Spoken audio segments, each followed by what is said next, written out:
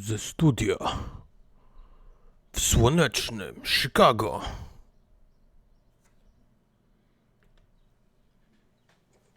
Dzień drugi E3.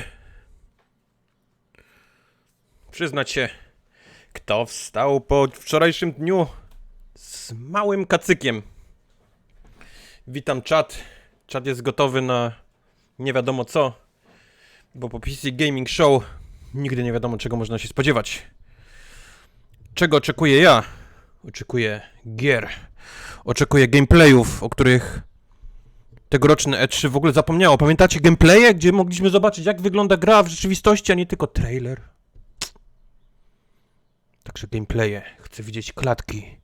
Chcę widzieć ray tracing. Chcę wiedzieć, na co wydałem równowartość 2 Xboxów, 2 PlayStation 4 i prawie 2 Switchy. W co będę grał? W 144 klateczkach.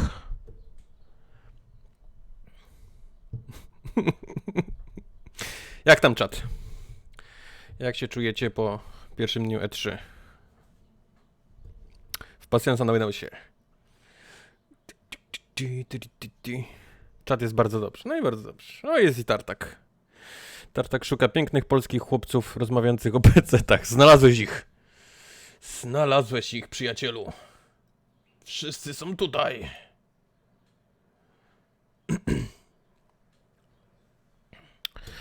Poproszę karty nowe, karty graficzne i premierę do końca miesiąca. Misza wciąż ma czkawkę po Bethesdzie. Czy były przeprosiny? Nie, w końcu.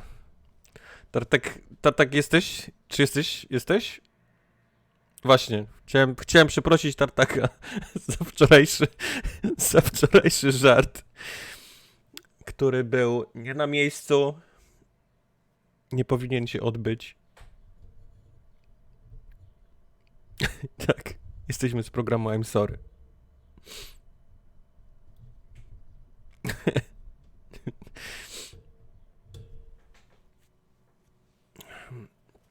Konfa ma trwać, z tego co widziałem, godzinę i 45 minut.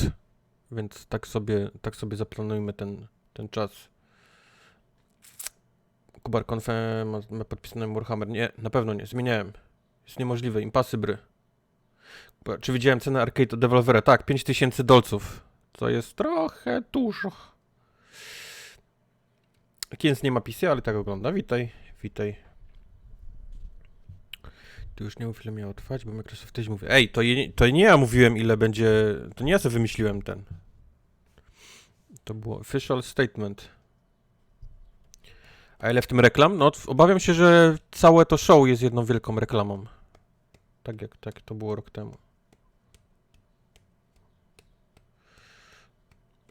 Devolver był spoko, bo Devolver trwał 20 minut. Pokazali gry, pokazali krew. Dzisiaj, drogi Tartaku, jest PC, jest Ubi i jest Square Enix. Kubar, zobacz na Twitter Kowala. Twitter Kowala, chcecie, tak? Fly za Horizon. Oh, man.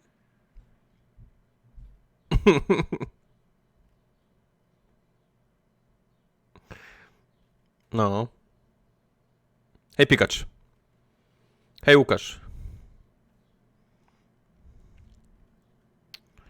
Trzeba będzie retweetnąć Kowala. Fly za Horizon.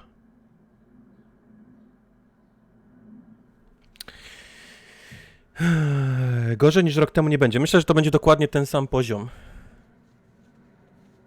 To może być ten sam poziom, będzie ten sam prowadzący pan, będzie Franki, którą czat strasznie polubił rok temu z jakiegoś powodu. Hej BLG. Hej Porkite. Fajnie patrzeć, jak wszyscy się staczają, a deweloper wywala swój standardowy szajs, ale to jest, wiesz, quality szajs. Quality szajs. Czy czekamy na Football Managera 2020? To jest dalej grany, nie? To jest dużo ludzi dalej w to gra. O, Zniknę was, chyba że chcecie być, chyba że nie chcecie. Show. A celebration of the most vibrant gaming platform. For the next Epic 2 jest sponsorem, hours, tak. You'll see all new gameplay footage, trailers, and interviews. Taking the stage today are first gameplay footage for Vampire the Masquerade. Vampire Masquerade. 2, Borderlands 3. Borderlands 3. The reveal of Evil Genius 2. Cokolwiek to jest. Starmancer, Last Oasis. Cokolwiek to wszystko New jest. games from Coffee Stain Studios. I to. Griftlands, Planet Zoo.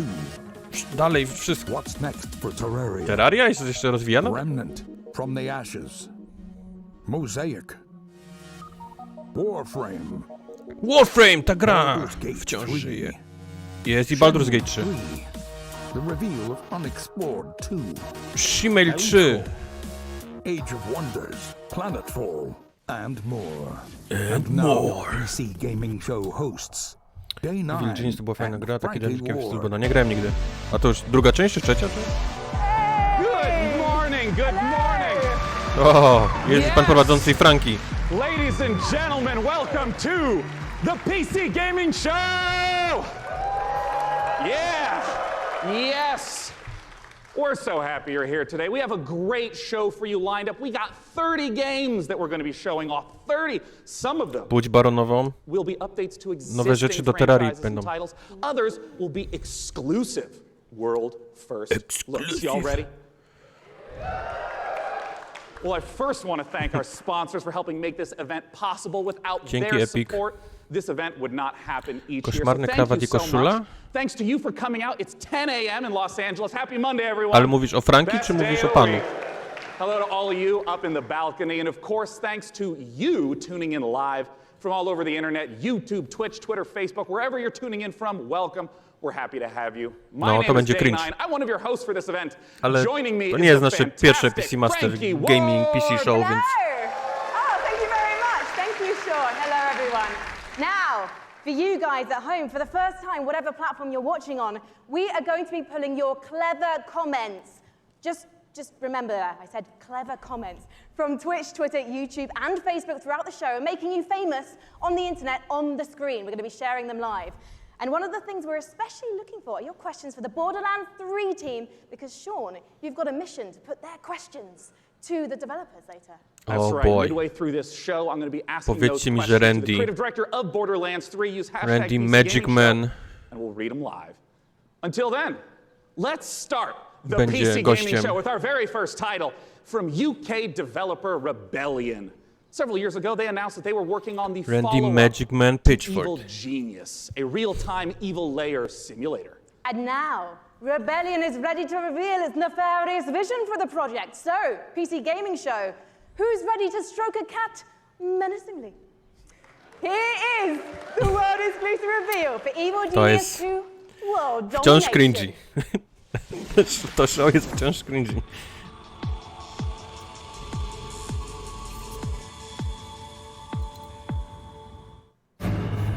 Nie, nie budź baronowej, niech śpi.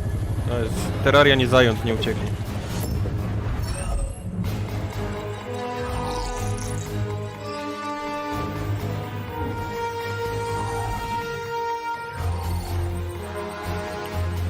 Dobrze, tak.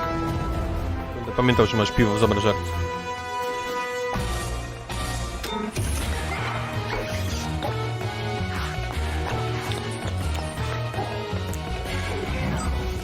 To jest to Evil Genius 2?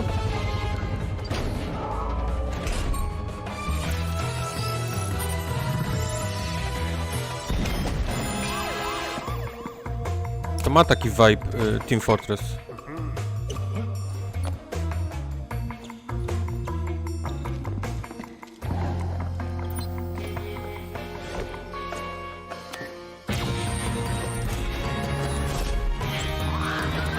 Czy Nvidia sponsoruje też? Nie wiem. Nie wiem, czy wszystkie... Wow. Ja, ona stanęła na laserze.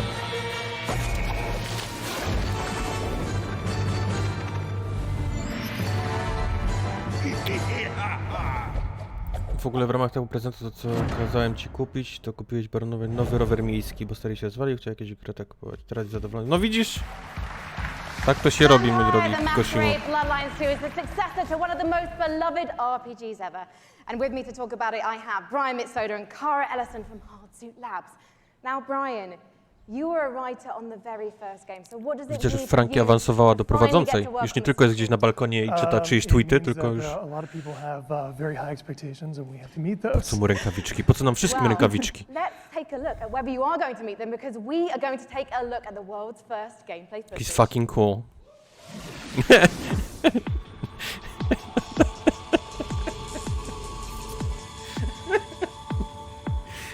No.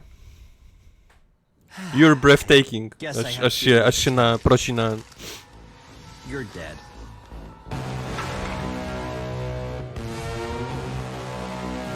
Głośniej konfę? You're obviously new to this whole existence, but truth is, most of you types won't even make it a whole year. To jest najgłośniej jak mogę. We have one rule. You don't break the masquerade.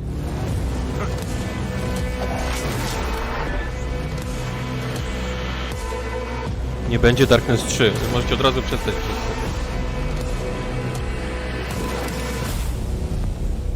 The city.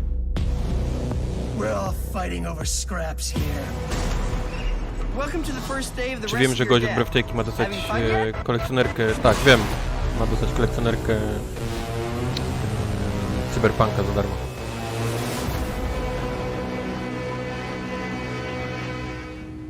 Tak mówi, że będzie miał seks z tą grą. Bardzo parny seks. To jest taki Barry White i czerwone światło seks?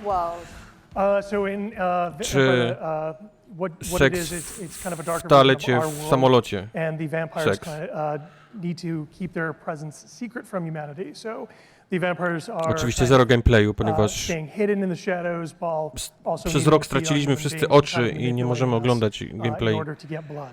We're talking about feeding on human beings. I'm getting flashbacks to last year's show. Cara, it's not just a case though of sucking Which blood Bloodlines and filling up clan your will you health play meter. It's actually first? different types of blood do different Tata będzie things. brucha. That's right. So we have the Bruchami grał. resonance system, which means that essentially vampires can kind of see the emotional resonance of human beings. Gameplaye są passe, po like co pokazywać fear ludziom jak gra będzie or wyglądała? Przecież możecie się and then they po can zwiastunie. feed on those people to feel the same things as human beings do, to feel Taki seks w more samochodzie na Titanicu z alive. zaparowaną And siłą, that can okej. give you extra boost. Okay, in the okay. game. And there were some really interesting characters in that trailer as well. What kind of relationships are we going to be forming with them as the player? Well, for very fragile, Tartak very zapłaci tę grę. volatile relationships, very mature relationships. So it's Ten gonna koleś be jest na Adderall albo fun. Crunch. Ma... And one thing that was really Krwawią mu ręce, interesting to me tak, when od I was klawiatury, learning dlatego ma te about this rękawiczki. game is you don't just get bitten and turn into Nosferatu, Dracula or Brad Pitt. And to be honest, I think you should maybe put Brad Pitt into the game, because then I'm definitely playing it. You actually have to adjust to your environment to becoming a vampire, Cara. That's right. So essentially, in the game, when on you were lata? made as a On lata. vampire, sort of very young vampire, Czy można się a lot zmieniać of w other nietoperze? vampires are made at the same time, in this thing called the mass embrace. And that means that essentially they're having a less lucky time than you in the world. You're having a relatively good time compared to them because they don't know what they're doing. They're going through vampire puberty on their own, and you might have a family, Tata you gra might Venture. have, say, Highborn. a wife and children, and you are morally objecting to drinking blood to survive. And so you might have a less good time, let's say, than the player is having. So you can find them throughout the world as well. And Brian, the first game came out in 2004. You've been waiting 15 years for this. Any pressure? Cheater, Tons of pressure. But yeah, we're going to make it worth it. Well, you know what? I think there are people around the world z watching nim this, jest coś- and of course z the tym panem audience jest here, coś and they bardzo all nie tak. can't On wait jest- to play this game. Can you wait, guys? There you go. So I think you've convinced everyone here now. When are we going to be able to play the game? We're going Czy grałem w Q1, Void Busters? next Grałem. year. Grałem. Fantastic. And when can we learn more? Bloodlines2.com. Thank you so much, Brian and Cara. Good luck. Give it up, guys. Oklaski dla braku gameplayu. Now, have you ever wanted to play Dwarf Fortress in space? Starmancer is a space station sim Dwarf for ominous Fortress games in and space. Chucklefish. After a catastrophe on Earth, Ale humanity też has launched tekstowo? a desperate attempt to find refuge among the stars. Your task is to manage a colony capable of sustaining life, crafting components, controlling colonists, and sending out crews to mine asteroids.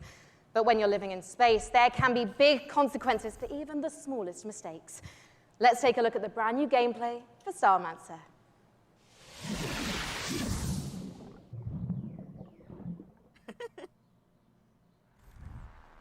Starmancer.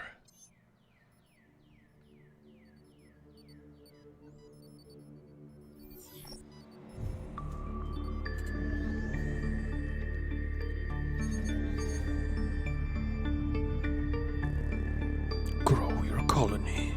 Ups. To jest na komórkę, czy to jest...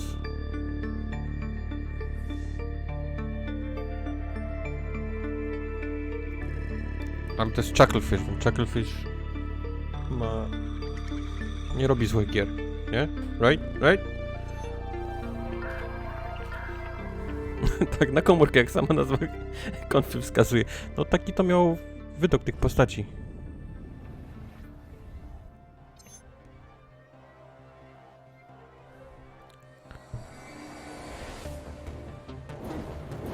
Oh shit. Jest taki FTL, Stardew Valley.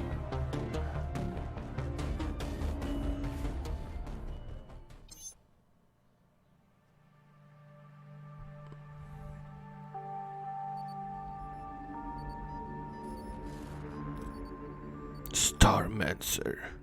Get beta access. No tak. Our next guests both started as modders. To było wszystko? And now, they each independently run their own studio.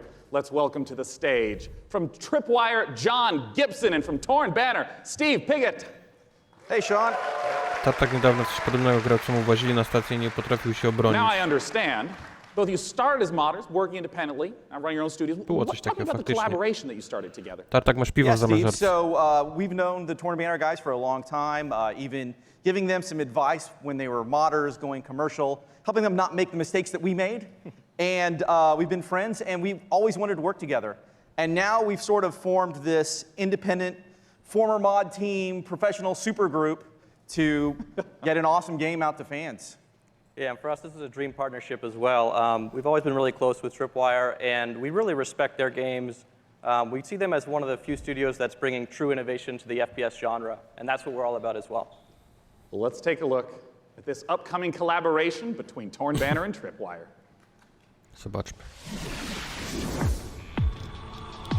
Tartak, powtarzam, masz piwo w zamrażarce.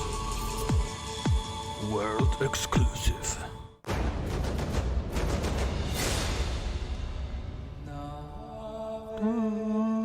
You go first. It's your chicken.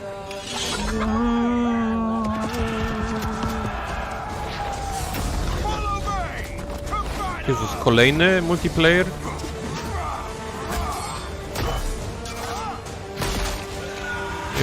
Jezusie święty, ile, po co jeszcze więcej tych gier? Było coś ostatnio, wyszło takiego.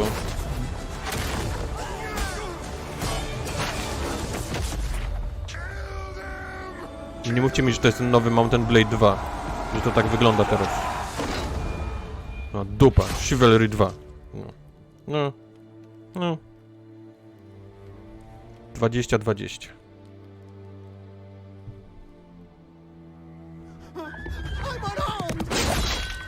I'm unarmed. Oh wow. Talk to me about Chivalry 2, Steve. Well, Chivalry 2 is about bringing players into their favorite medieval movie battle scenes. And our flagship game mode, Team Objective, does that by having players complete medieval objectives like sieging castles, raiding villages, and Yeah, you're not just going and standing in an area and then a bar fills up. You're, like you said, burning houses, killing peasants. Burning houses, killing peasants. Playing as peasants, getting killed. It's really about letting the player experience every iconic moment of the era. And on top of that, this time around, we've increased the player count scale to about 2.5 times what the previous Tak, ostatni raz ci przypominam, że masz piwo w zamrażarce. And on top of that increased scale, we've added horses, which really allows us to add a lot of drama to the game and bring experiences like the Battle of the Bastards from Game of Thrones. Don't worry, we'll ignore the last season. Just Battle of the Bastards is going to be in the game. Yes. All right, so I want to ask about the swordplay element to Chivalry 2. I mean, I know it's a really critical element. Yeah, and this time around, we've completely revamped. I mean, we really view what we're doing here as bringing a true sequel in every sense. Yeah. We've attempted to completely revamp the combat, movement, and animation systems so that every Chivalry 2 nie swing będę grał, and ale every action of the combat feels Mountain Blade readable 2 and fair, trochę and czekam. also has the satisfaction of the Czemu weight tak that nie you ma expect fonii? when two Tak medieval wybrał knights brak in full fonii. armor are clashing. Yeah, and it's very, very fluid Jezusa. and much more accessible than the previous game. And it's, you know, the pace is so much quicker. It was what I really enjoy when I'm playing it. Yeah, and I wanted to ask about the fluidity, because in a lot of melee combat games, you hit a button and there's like a full animation swing and then you sort of reset. So it's kind of these discrete, chunky times. I understand that in Chivalry 2, the swordplay operates differently. Nie mogło być Yeah, we kind of think of it like when you're takiego swimming, where urywka you're z kind gry, of jak oni constantly mówią o using both tym? arms at the same time. And Yeah. a core Czy to nie byłoby part of our ciekawsze, focus this jakbyśmy time mogli around has been zobaczyć, making it so that players can fight to multiple nie mogliby opponents at mówić w the tym same samym time. czasie? Like 1-on-3, 1-on-4 situations? Exactly, because that's fundamentally part of the becoming the ultimate warrior fantasy and achieving glory on the battlefield. Well, I mean, I do have to ask, we talk było about wszystko, co swordplay mieli? mastery, but the original Chivalry is Udało mi it's się kinda like zrobić silly gościa z fun. uciętymi Like, how do rękami, you który biegł i balance mówił the I'm mastery an arm? with the fun element? Yeah, our goal has always been to make I it so that nic players can take the game as seriously as they want to and also as silly as they want to. We know that Gdzie probably urywki z about nowych half to our jakaś audience nie ma. plays the game W tym drunk. roku And we love nie that. jesteśmy godni oglądania At prawdziwych least gameplay. Yeah, That's an important metric to track. and the game has a huge influence from Monty Python. Nie rozumiem as well. tego. I mean, in the Zastanawiałem się over-the-top wczoraj na tym, voiceovers, the role-playing czy to jest wina opportunities. I mean, tego, the game że is genuinely coraz hilarious. częściej wychodzą As an jakieś example, you can beat a man with downgrade chicken while gate'y i quoting tak Shakespeare. dalej, ludzie widzą Like, so, zwiastun, like, a potem to się picking up zmienia chickens, przez yeah, rok basically, i jest o to chryja i oni postanowili, że oni teraz już nie będą nic pokazywać? Nie wiem. When can people get their hands on Chivalry 2? So Chivalry 2 is Führer coming bez out R. Wpłacił early 100 na rozwój 2020, kanału. Dzięki Führer and bez it's R. coming first to the Epic Games Store. Oh, look forward to checking it out in Dziękujemy early bardzo. 2020. Gentlemen, John Gibson and Steve Piggott with Chivalry 2. Thank you so much. Wychodzi na to, że sami We are dobrze zrobiło, nie just przyjeżdżając. getting Wychodzi na to, że started dobrze here at zrobili, nie the PC przyjeżdżając. Gaming Show. Let's take a look at what's coming up next. You're watching the PC Gaming Show. Kanał się wyraźnie rozwinął w tym momencie, napisał Tartak. Coming up. Build a world for wildlife in Planet Zoo. Co to jest Planet Zoo? From the creators of Darksiders, Remnant from the Ashes, Baldur's Gate 3, and more trailers, interviews, and gameplay footage. Kto czeka na Baldura? Na nowego Baldura od Lariana. Słuchajcie, Larian miał 100 osób pracujących przy Divinity 2. 100. Do Baldura zatrudnił dodatkowe 200, czyli ma 300 osób do Baldura.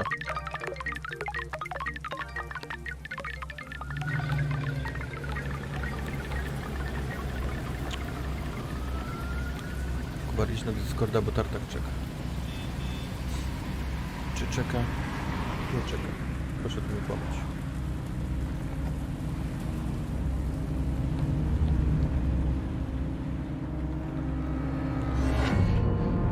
Larian się poskłada jak Telltale, jak tego nie ogarnął dobrze.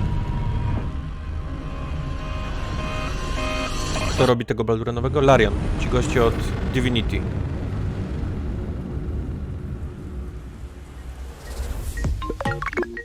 Ubi pewnie rzuci gameplay jakiś. No mam nadzieję, że Ubi chociaż uratuje. Co to jest Bliblop? That was a brand new trailer for Mosaic, a dark and atmospheric adventure game coming later this year from developer Killbyte and publisher Raw Fury. So how are you guys enjoying it so far? There's been some swords, some space stations, vampire puberty. We're listening to your reactions to the PC Gaming Show throughout Watch the Dogsów? entire broadcast. No, byłoby dobrze, what jak pokazali platform Watch you're Dogsów watching coś. and ranting on, so keep them coming. Our next game is a A mogą ghost-themed pokazać tylko multiplayer taki hide and pierwszy seek zwiastun, game jak pamiętacie, jak inspired by a pokazali popular pierwsze Watch mod. Dogsy i wszyscy Charge up your szaleliśmy proton i packs później and to get nie było ready to, co for Midnight Ghost Hunt. sobie wyobrażaliśmy, że będzie. Ej, Just Dance musi być dla samego bycia. To jest tak jakby tradycja. Nie interesuje mnie w ogóle Just Dance, ale będę strasznie zły, jak nie będzie tańczącej pandy.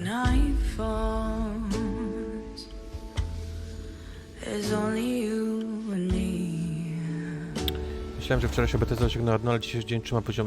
Martinez, ta konfa PC zawsze jest taka, to akurat... You can count on me. może uratować Ubi.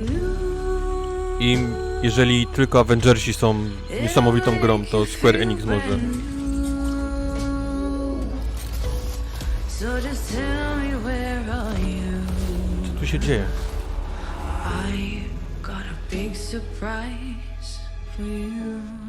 Krzesło go teraz. O, gość był krzesłem! What up?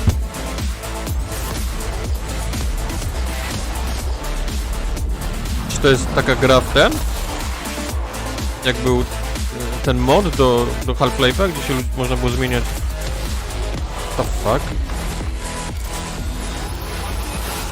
Prop Hunt, no. Midnight Ghost Hunt. Okej.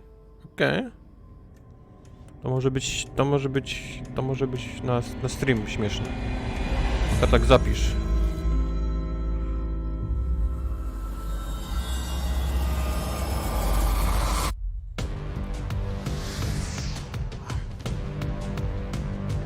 Siema Tartak, pisze Dawid. Widziałem, że nam twoje streamy. Tylko streamy Tartaka, tak?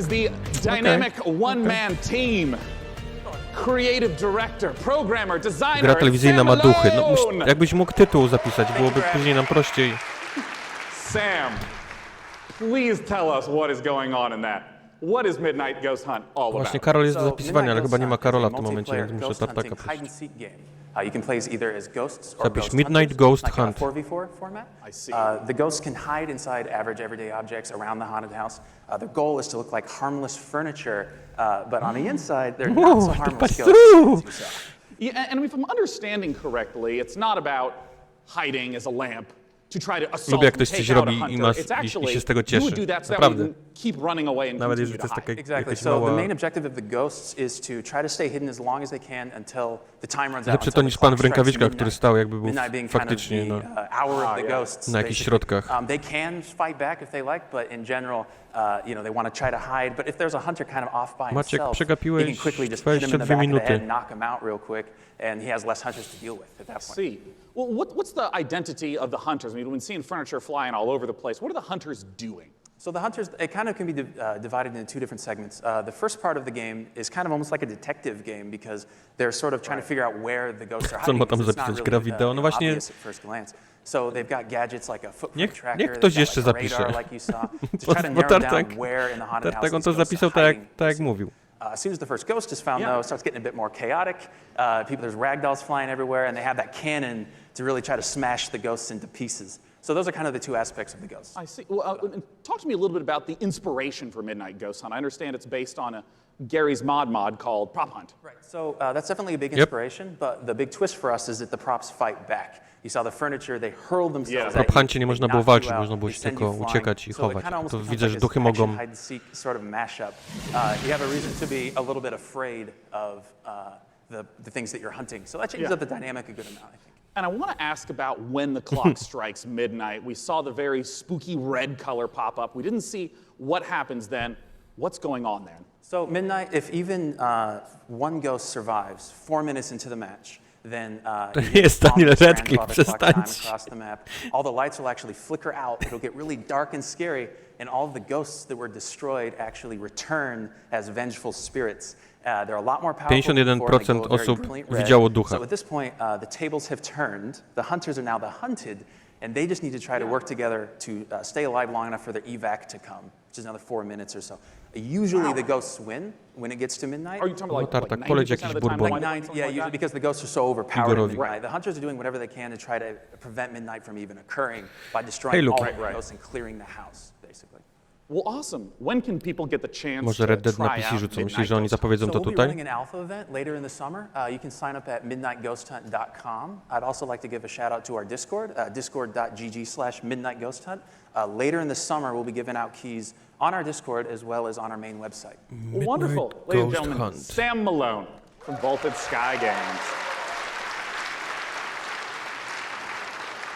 For our next title, we got Frankie up in the balcony, and if I understand correctly, Frankie, już jest na this is a balkonie. sequel. You do understand correctly, Sean, yes. It's a big sequel to a small indie game. Unexplored 2 is a procedural adventure, a roguelike that challenges you to fight, to be clever, and to solve its mysteries. Explore a beautiful world, engage with its Jak ona creatures, tam and wlazła. befriend its people. Tak samo jak Phil Search for wczoraj magic wszedł lakes and ancient statues niżej na podium. until you die. And die again. This is Unexplored 2. Przykre, że PC ma najwięcej gier i najlepszą grafikę, robią takie tanie show. No bo tak głównie, wiesz, tak jest odbierane PC. na zewnątrz, poza bąbelkiem PC Master Race.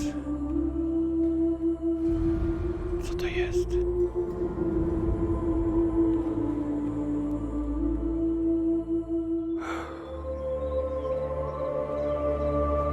Co to jest?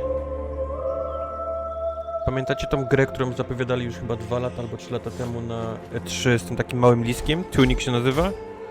To wciąż nie jest gotowe. Ale są na E3 znowu i pokazują kolejny urywek, ale ta gra jest wciąż nie gotowa.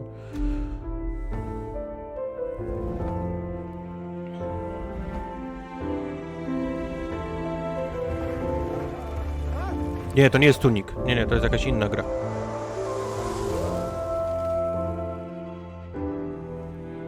Nie, to nie jest Darkness 3.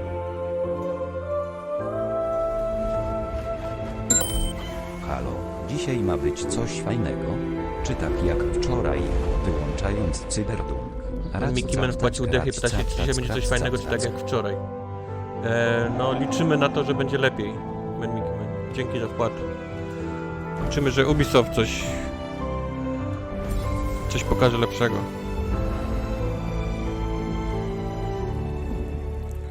Unexplored 2. The Wayfarer's Legacy.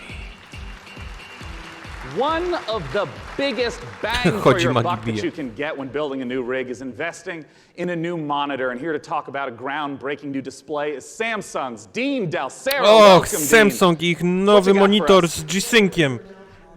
Samsung C27 RG5 Curve Gaming Monitor. 240 Hz. Patrzcie się. Patrzcie się teraz, jak oglądacie to przez stream z mojego streama. Patrzcie na tą jakość. Boom. 240. 1500R. Skurwiony. 240. Rapid skurwiony. Patrzcie jak PUBG chodzi. Stuttering. Patrzcie jak on jedzie. Cheating, tak jest. O, wcześniej nie trafiałem, ale dzięki 3000 do 1 contrast ratio. Skurwiony mocno. Ło, 240. Skurwiony gaming monitor. To było Dean, dobre. we've seen the video, and I gotta start asking. Talk to me about some of those juicy features and specs. So it's a 240 hertz curved gaming panel. We believe it's a world first. So you have lag-free and tear-free performance. And we think that the curve, it's 1500 art radius, is going to be a very immersive experience that you wouldn't get from a traditional flat panel. And I wanted to ask a little bit about some of the colors. No nie mogło się odbyć bez jakiegoś sprzętu, no. 3000:1 contrast ratio. So you get those deeper blacks, brighter whites, and hopefully you'll see your enemies first before they see you in the dark scenes. Powiem wam, że monitor... Nie no, ja śmieję się ogólnie z reklamy, ale wiadomo, że 240 Hz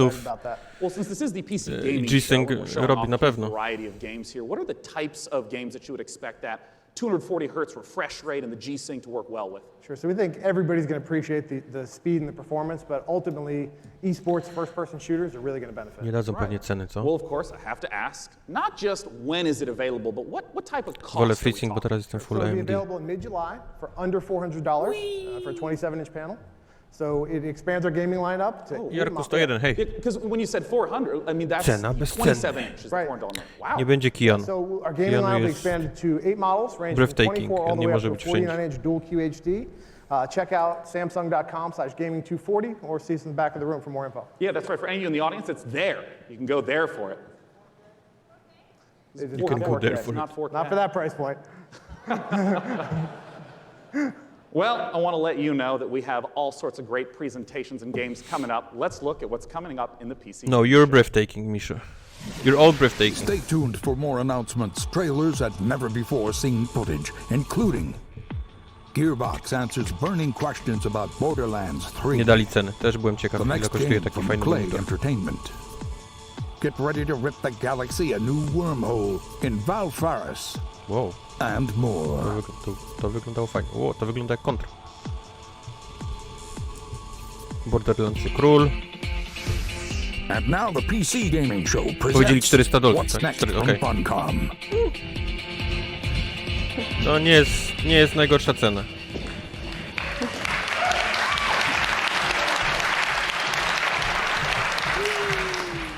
Hello, everyone. Thanks for the warm applause. It's very exciting for all of us at Funcom to be here at the PC Gaming Show for the very first time ever. Dwa umlaut? Naturally, we would like to show some of the cool stuff that we've been working on. Jak się czyta dwa So, umlaut? without further ado, here are some of the games coming for 2019. Something strange is going on all across the zone. Mutant Year Zero, Seed of Evil, dodatek. Tartak dodatek do mutanta. Ciekawe, czy jest tryb dla debili takich jak ja, którzy utknęli na czwartej mapie. A lot's happened since you've been traveling, Khan. We could use your skills. Stalkers got each other's backs, right? What happens to you happens to me. Oh shit.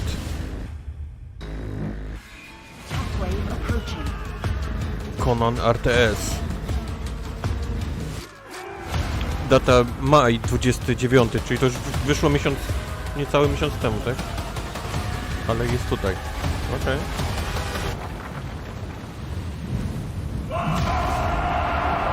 Jobless Troll, tak, widziałem, że dostałem kolekcjoner.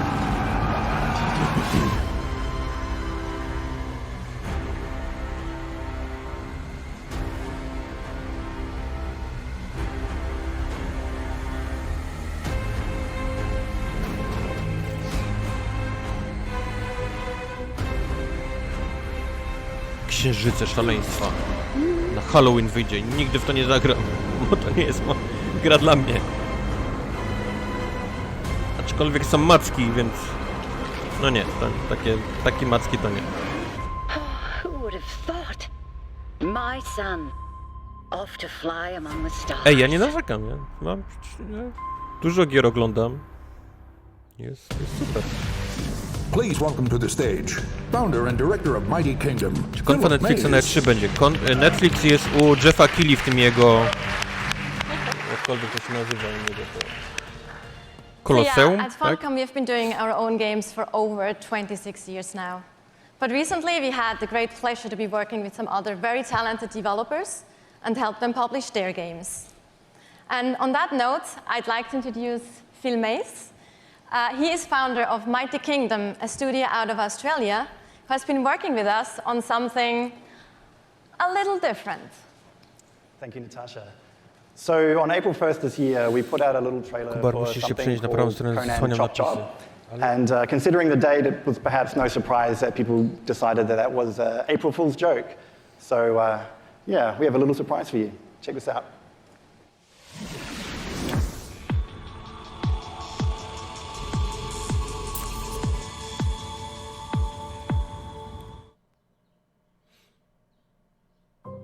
Niż fotel. Nie będzie mnie widać. Nie dosięgnę buzią do mikrofonu.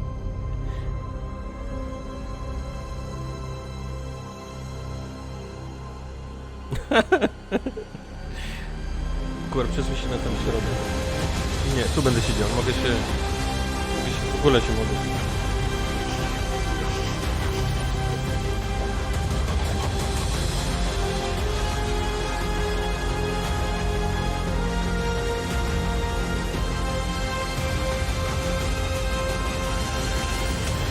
Ej, ja lubię moje HyperXy. Naprawdę je lubię.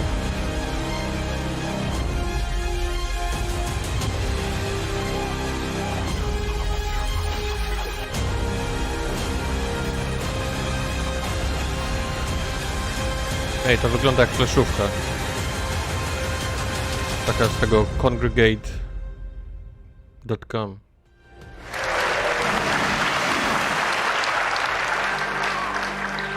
So there you have it, Conan Chop Chop. It's a roguelike action-adventure game. It's very real, and it's coming to PC, Xbox One, PlayStation 4, and Nintendo Switch on September the 3rd this year. It's 2019.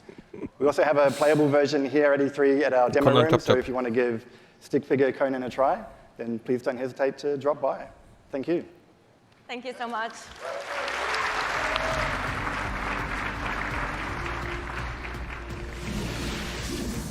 Last to będzie chyba droższe niż Oasis 3 is a złote, nomadic tak. survival game set in a post-apocalyptic future where the Earth has stopped rotating. The last humans need to outrun the blazing sun in Co by massive bardziej open-world znikał? environments. Good Zawsze times. wpłacił 50, But żeby cheer nie up, znikał. Sunshine. This is one of the most original-looking Znikam, jak multiplayers we've zasłaniam seen, napisy. with interesting ideas underneath. A player-driven economy and some incredible death machines. Coming to early access on Steam on July 15th, let's take a trip to the last Oasis. My tribe built wooden legs to lift us over the burning sands. We must move forward or die beneath the sun.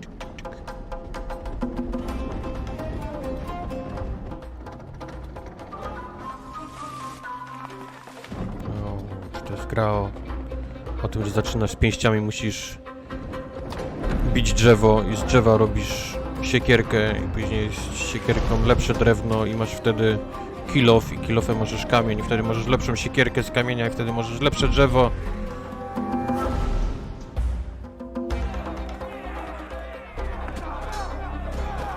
No, tu się walczy.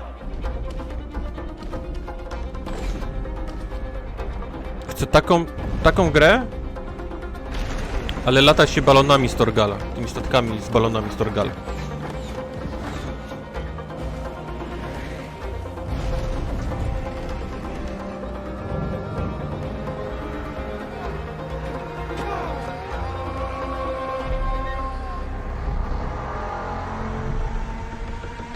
Dobra, jak znikasz, to boję się, że nie wrócę. Wracam, zawsze wracam.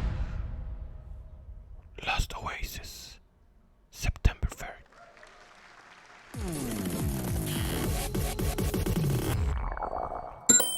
Olać napisy.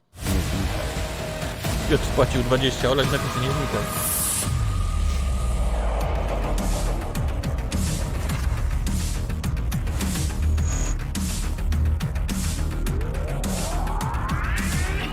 Co to jest? Co to jest? Stwórz Eco Paradise. O Ruthless Military Order. To tak by tak trzymał za ryj wszystkich. Cyborg Zombies. Dinozaury z czymś tam. Jest wszystko.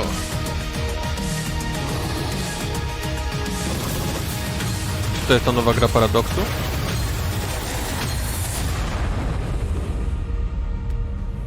Planetfall. Age of Wonders. Tak, to jest ta nowa gra Paradoksu. Czy tam były pingwiny? Tam były pingwiny. The name of the game is Age of Wonders. Były cyborgi, zombie, dinozaury z laserami i pingwiny. To talk about it is the game director Leonard Sass and principal gameplay developer Tom Bird. Welcome, guys. Good to be here. Thanks. So, Leonard, just give us the gist of what Age of Wonders Planetfall is all about. Sure. Age of Wonders is a turn-based strategy game where you play as one of the survivors of a shattered galactic empire. At the start of the game, you choose or create your own faction. Yeah. And they include the Vanguard Expeditionary Forces, who are in cryosleep when everything went to hell. There's scavenging cyborgs, or the Amazon bioengineers who ride Ludzie dinosaurs uciekają. into No jaka battle. konfa, tak ludzie. You know, No, tak. I want to ask, because there's a pretty broad range of 4X strategy games. To give a sense of what the gameplay is, I just want to start from the beginning of a game. Which What happens when you faction first land would on be the planet? scariest to fight? Well, each race has their own spaceship. The spaceship comes down onto the ogóle nie wiem, planet. The planet is where the o czym to entire game pytanie. takes place. And that spaceship will then transform into your capital colony, where your entire empire begins, your sort of attempt to take over the world. Around you, you've got a number of sectors, and each of these sectors has a little story. Well, not most of them. So maybe you'll find a genetics lab, which is still full of horrible Ten gość mutant musi być super na creatures, zebraniach. entertainment complex overrun by horrible robot biurze. monsters, a temple with holes in the sky and horrible demons who come and get you. Okej. And I did see in the trailer dinosaurs with lasers, correct? Dinosaurs with lasers. Perfect. Well, Cats with lasers. No, sorry, no cats with lasers. I'm so sorry to cats with disappoint all of you. lasers, No gosh. cats with lasers. You have to settle with dinosaurs. You know, I saw the expansive tech tree show up in the game Chciałbym coś briefly, więcej o and I know pingwinach się that dowiedzieć. growing resources in tech is a huge part of strategy games. How does that function? Right, so part of these tech trees come from your origin race. They sort of represent the past of where you came from. They include new units, new modules for your units, like jetpacks for your troopers, orbital laser cannons you can launch from space, social doctrines, it's not all about war. And then the second part of the tech tree comes from your secret technology, and that's all about the future of Nie, your tam faction. jakiś komunikat So wyskoczył. you can create like a combination between man and machine or man and computers. Others include doomsday technologies that allows you to infect the entire population with alien brain-eating parasites or win the game by splitting space-time. I love how many details you're giving me of the horrors that await on the planet. The future is not a pretty place. Well, I want to ask about some of the combat that we saw, because in a lot of strategy games, the combat can be Działa very komuś brief. stronka Samsunga, nie Shows two sprawdzałem. armies pinging off each other, but I Szukasz tego understand that the monitora? tactical layer is quite rich. Right, so when combat starts, you'll see, like on the world map, maybe like a little sort of space lab or something like that.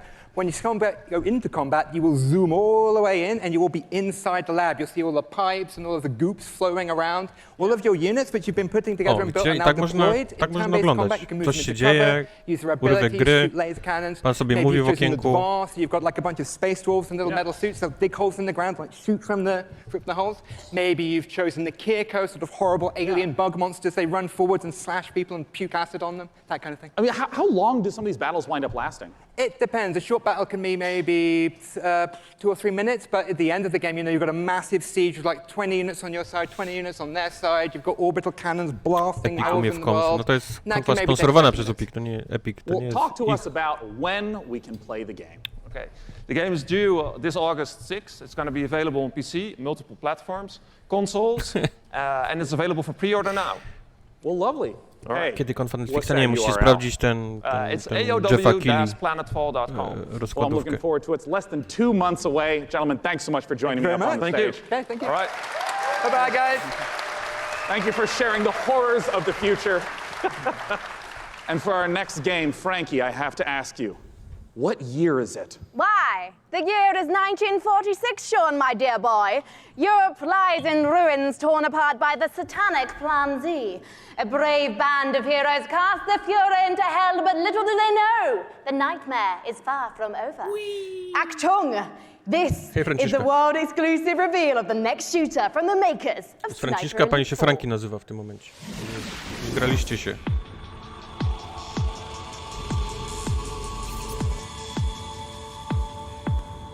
World exclusive. Rated M for mature. Jest lęk jest w tej grze. Uwaga.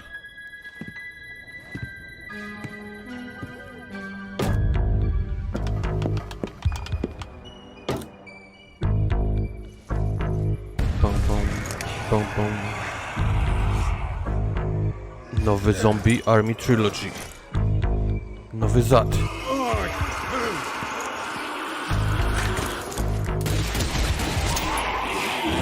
Nie, to nie jest Darkness 3!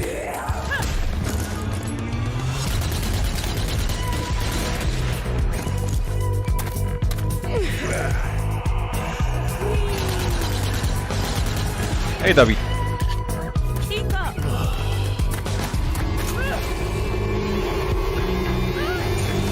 Co tu się w tym zacie dzieje? Zombie z miotaczami ognia? Jep!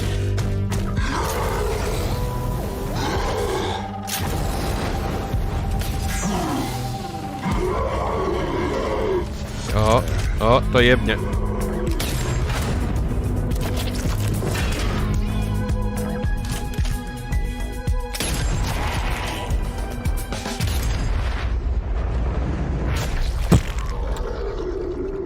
Jest X-Ray i slow-mo.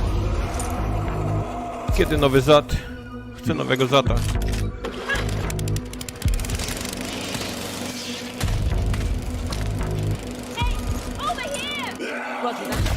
Just die. Come on, let's go.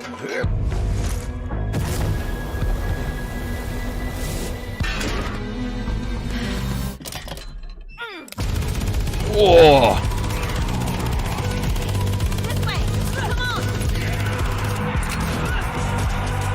Ale jeszcze chwyciła go.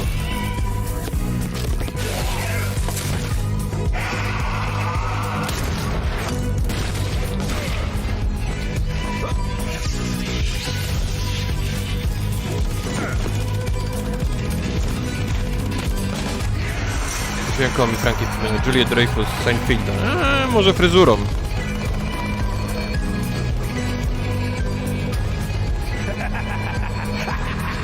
Jest i pan na literę H. Zombie Army 4. Albo Zombie Army Dead War 4. Ale jest nowy zad w każdym Later razie. on the PC Gaming Show. A love letter to classic JRPG. Nie Hasselhoff, inny pan na What's literę next H. for Warframe? A surreal noir adventure set before, during, and after the Big Bang. Baldur's Gate 3 and Baldur's more. Gate 3. Ta marka dalej żyje? Pewnie. Nie Hołowczyc. Nie Hagrid. Nie Hamburger. Nie Heisenberg. Nie Hulk Hogan. Unending assault without reason. We are victims to a hatred Nie Hodor. Hej Paladin. Nie Hartak. Nie Hendrix. Nie Husaria. Consume our world and the countless Chmiel worlds babci. beyond. Nie Harry Potter. Stop it. Unless you rise to meet it. A trial. Gdzie jest ta nowa gra od tych ludzi od Firewatcha? O tych dwóch paniach penetrujących piramidy. Gdzie to jest? Seek the source of death itself. Gdzie jest ta gra? Ja się pytam. Prepare yourselves. They are here. Nie Chrysław, nie Hałabała, nie Holubek. Możecie przestać Horadrim. Nie Cesarz Hirohito, Hajduczek. No, come on.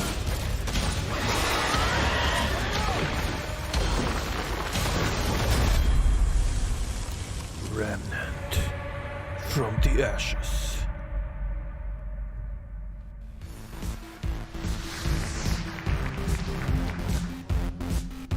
Harnessed. Joining me on the stage to talk about Remnant from the Ashes. In that trailer, we got the chance to see so Dark Souls z much karabinami? new gameplay Była już footage taka and new gra z environments. Dark Souls z Let's karabinami, to welcome było the okrutne. CEO of Gunfire Games, David Adams. So David, I want to ask right away for those who are unfamiliar Wojtek with Hubarek, Remnant tak. from the Ashes. Ten pan był tam. What kind of game is it? So Remnant's a co-op action shooter set on an apocalyptic Earth and across a bunch of cool fantasy worlds. And I mean, in that trailer, we got the chance to see a huge variety of different environments. Like, what are these different places? Who's the player in this story? So as a player, you're on sort of a Odyssey-like quest to save the world, and we really wanted Ma to have taki a bunch trochę of different cool taki locales profil that you go Jacka to Blacka, just to no. experience a bunch of different stuff. And you start on Earth, but it rapidly changes very quickly as you get into the game. And one thing that we've talked about before is that replayability is a huge focus of the game. That you could play through it 10 times and still be seeing Klaskacze mają gorszych new niż Bethesda, bo to są normalni ludzie. monsters, new To są locations. normalni, How exactly does that work? żywi Yeah, I ludzie. think one of the coolest features of the game is the dynamic generation system.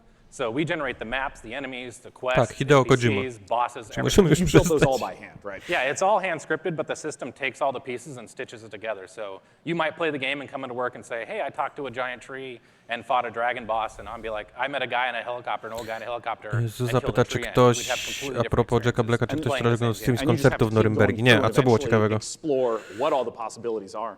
Yeah, you can play the game over and over again to see the stuff. You can jump into your friend's world to experience the content in their world, and that's a big part of the game, just jumping in and seeing what you get. Well, I want to ask about loot, which is, I understand, a big Koncept part of the Nations game. w How does Norymberdii, it okej, function rozumiem, ale alongside this sure. ever-shifting Ale coś gameplay było, experience? coś poza Yeah, the tym? loot in the game is all legendary items, and it's tied into the dynamic generation. So if you fight a boss or meet an NPC or get a cool, unique side quest, it generally coincides with a cool, unique item. To It był might Jack be a Black, boss okej, weapon okej, or a okej, magical item or okej. armor. So if you play the game, Wygraliście. you get all completely different events. You'll have different equipment than I have. Grali piosenki, And tak. in the trailer, I also saw that there were three people walking Yep. through these. You mentioned the co-op experience. How does co-op function in the world? So the game's full co-op from beginning to end. You can jump in at any point, and the game's definitely slower paced, more difficult. I mean, you will die a lot in this game, so awesome. There's a huge advantage to bringing your friends to come in there and help you take down bosses or fight off different events or just generally progress through the world. Yeah, well, I mean, as a big fan of Bloodborne and Dark Souls. I'm really looking forward to Remnant from the Ashes. What's Czy the Apex? release date and where can people go for more information? Czekaj, ile So tego jeszcze Remnant's jest? coming out Godzina. August 20th on awesome. PC and No nie, chyba nie. Xbox and PS4. And if you pre-order the game now, you can actually get in early and start playing the game August 16th. Well, awesome. Ladies and gentlemen, David Adams from Gunfire Games. David Thanks so much Adams. for talking to us about Remnant. And as we mentioned earlier, keep those questions coming. I will be asking on stage Do the creative director 20:45 of będą Borderlands gadać. 3 everything you want to know. Doesn't matter what platform you're on, just use hashtag PC Gaming Show. And until that time, let's talk about our next Co title. oni mają This pokazać z one was Borderlandsów? announced 2 years ago at the PC Gaming Show here. It's a game Jakąś postać, from nie? Play Nową. Entertainment called Griftlands. It's changed quite a bit in the last 2 years. It's Tam now z tym a androidem pewnie. deck-building roguelike where you don't just fight, but you also negotiate your way through a broken-down sci-fi world. Błagam, żeby tylko nie było It's gonna be Randy'ego available on the Pitchforda. Epic Game Store in one short Oni go month powinni on zamknąć do July czasu 11 premiery tej in gry alpha. gdzieś. Let's take a look at some of the footage of what you'll be playing. Dać mu jakąś pornografię, której nie będzie mógł zostawić gdzieś w barze i...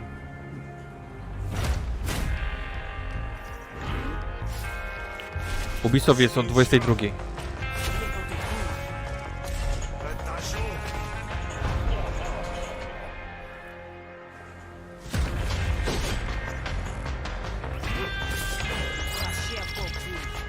To jest nie jak Banish, tylko jak się nazywa to z Wikingami. Ta podobna kreska.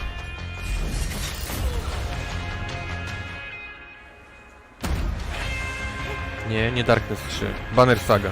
Tak.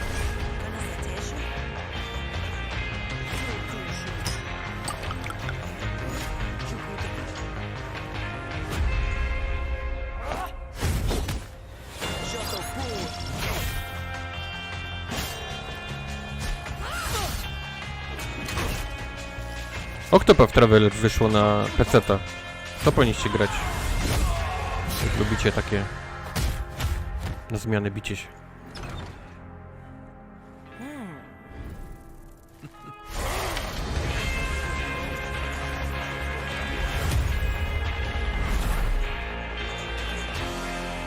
Randy pewnie z kimś się właśnie szarpie w korytarzu ze pewnie tak. Albo gropuje kogoś. Jakiegoś Planet pracownika. Zoo is the latest game from the makers of the brilliant Planet Coaster. Please welcome. Here's Czy u Jackson ciebie już and biorą Lisa preordery Morrison na from Cyberpunka? Ja nawet nie sprawdzam, bo albo ich jeszcze nie ma, albo już są wszystkie wykupione, więc... What kind of zoo Mówię ci, ja are we przeszedłem gonna be running 100% na cyfrę. Przestałem się już przejmować tym. Hej, Quark. And you get to look after the most authentic animals we believe you've ever seen in a video game. Each of our animals are unique. They have their own needs, their own desires, and their own behaviors. They interact with each other and react with the world that you build around them. And today, for the very first time, we're really excited to be able to show everyone here our W sensie, że mogę gameplay wbywać video zoo and to announce our launch date. na innej planecie? Fantastic. Let's buy the world's largest family pass and take a look inside. Trzymać na przykład pingwiny na Marsie?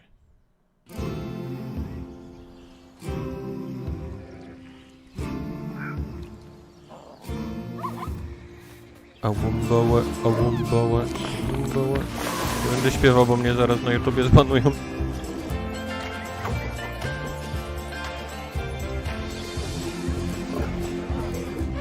Ej, ale to Planet Zoo, ale to chyba na ziemi się wszystko robi. O, można arbuzy dawać. O, hipcie! O, zrobi. O kurde, to trzeba sprzątać.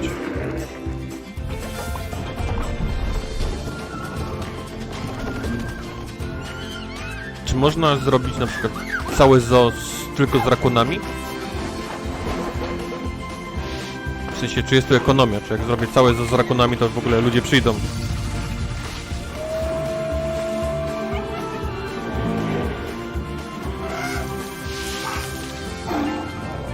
Fajnie to wygląda.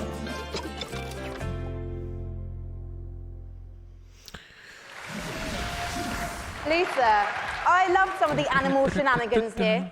I mean, hippos pooing, Adorable baby elements. It's absolutely brilliant. I can't wait to play it. But Czy poszedłbyś do takiego naprawdę olbrzymiego zoo, gdzie są tylko rakuny? So nowadays when you go to the zoo, you're not just going to see all the lovely, pretty animals. You go there, you want to be, you know, learning about conservation, you want to learn about the research that they're doing, you want to be educated. And these are all Raccoon things City się będzie nazywało to tak. in Planet Zoo. And these ideas of the modern zoo is really what we take to heart, and we're going to be promoting, you know, the health and the welfare of your animals as the most important thing to do. And Piers, when can we see more gameplay, and when are we going to be able to get our hands on it ourselves? So we're obviously demoing the game all this week at E3, but most people aren't going to be able to see that. So we've recorded our presentation. Hey, Luca. Lisa's done a fantastic voiceover for Raccoon it. City Zoo, We'll be releasing that onto Frontier's YouTube channel. That goes Nie byłoby żadnych klatek. Zresztą żadna klatka nie zatrzyma. Well, fantastic. I cannot wait to Nie zatrzyma watch. rakuna. Thank you so much for joining us, Piers and Lisa, everyone. Dzisiaj Magda z Many przysłała mi info, że rakuny są w stanie się przecisnąć przez otwór, który ma 4 cale. Okay. Ludzki odbyt ma 2,5 cala, przy czym może się rozszerzyć do 8. Co znaczy, że rakuny mogą bez problemu wejść do ludzkiego tyłka. Zawsze Magdzie dziękuję za takie fun fact. In addition to being the brains behind the following games, Hang On, Space Harrier, Outrun, Afterburner, Virtual Racing, and Virtual Fighter, Yusan also created the Shenmue series. And he's here to talk about Shenmue 3 right now. Take it away, Shimei 3 będzie pokazywany. この場に立てて光栄です。I am so honored to be here standing on the stage today. Okej, widzicie pan? 20年支えてくれた Nie potrafię po angielsku, ale ma tłumacza. ありがとう。I just want to say thank you to all the fans supporting me for the long 20 years. Thank you very much. To tak nie działa. The wait is nearly over. That's right. Let's take a world exclusive look at Shenmue 3. The what? Czemu?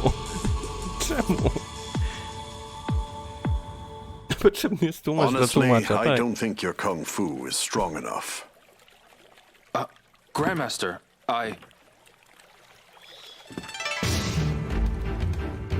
Wax on, wax off. A long time ago, martial arts were bad, but humans are interesting creatures. They practiced in secret, away from prying eyes, and became stronger. One even practiced atop this very boat. None Trend survived the ban and was passed spierdzielił na PC. A to ma być też na Xboxie. Trójka. Mało tego, 1 i 2 mają się pojawić na Xboxie. What did you say to me? Stop it. They threaten and extort money from shop owners, get drunk. Ja bym chciał tylko przypomnieć wszystkim, że Shenmue 3 wygrało Sony E3 w 2015 roku. They are heartless. Ja wciąż pamiętam. Never forget. Wait right there. Okay.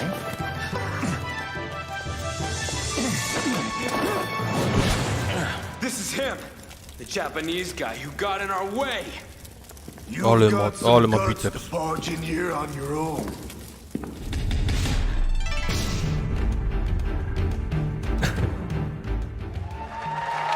I know so many people have been waiting for Shenmue 3. I would like to once again thank you so much. Thank you, Yusan, for joining us today. Thank you. Cheers, everyone. Thank you. Thank you. Now our next title is near and dear to my childhood heart. It's based upon a game I grew up playing called Heroes of Might and Magic 2. Let's take a look at an upcoming collaboration between Coffee Stain Studios and Lava Potion. Coffee Stain, Lava Potion. Mocny pixel art. Bardzo mocny pixel art. Skrzynka większa od domu. Within you it is who we are. In dead or in living, it's near and it's far. In human and beasts of the land, it flows through the forest. Ktoś rapuje w tle. już mocne. Pixel art. O!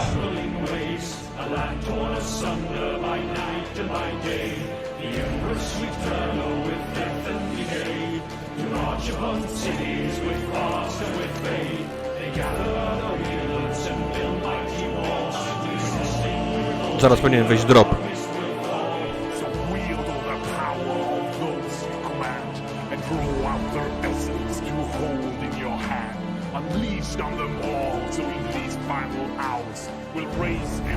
Nie wiem co to jest, ale mi się podoba.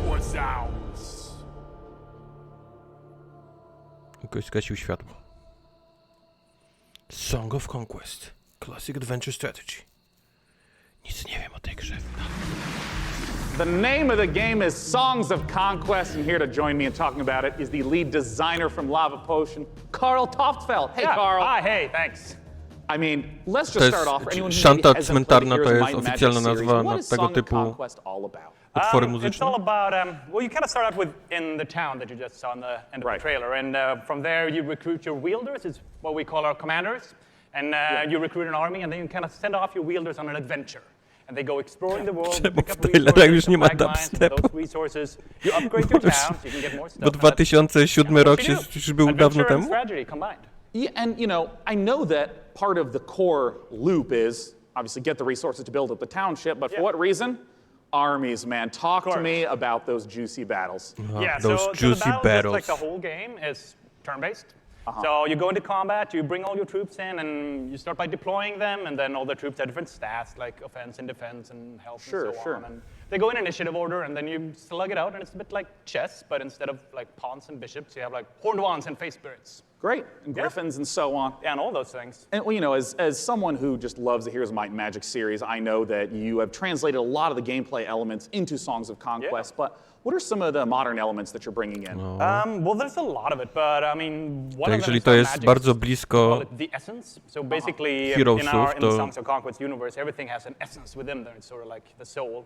So your troops, to może they have być. an essence. To może być And to, to do magic, moi you need drodzy. to bring the troops with the right essence with your wielders skills. Oh, I see. So if you want to like make your troops Czy go zrobimy faster, you stream need z to Knights and bring Merchants? a Nie troop wiem. that has that essence, like cavalry. And maybe to ask a basic question, what if my opponent kills that O cavalry? której konfa you ubije? can't O do that. 22 czasu So- polskiego. Oh, I see, okay. Yeah, so if you're fighting someone, you kind of have to like weigh the pros and cons of what to kill off. Like, do you want to destroy their magic or their powerful troops? Where can people go to get more information? And as always, when's it coming out? Late 2020. Late It's quite a ways 2020. off, but you can go to Zobaczmy, który jest. songsofconquest.com and sign up for Early alpha. 2019. And Wow. then you can play earlier. Well, as you know, I'm really looking forward to playing it, Karl. Thanks for joining us. Thank you. Ja mogę nie żyć za Now, our półtorej next roku, a title ci mi gry sprzedają. is an update to a popular co-op game. Let's see what's in store for Vermintide 2. Vermintide 2. To była dobra gra, Tartak, co? To nie? To nie Tartak? Tartak? Tartak? Tartak.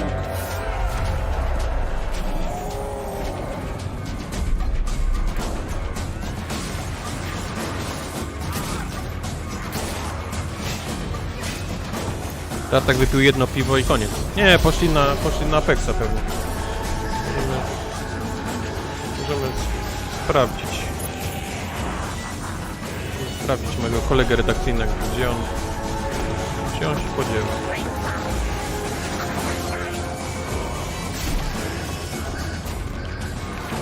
Nie mam go w Apexie.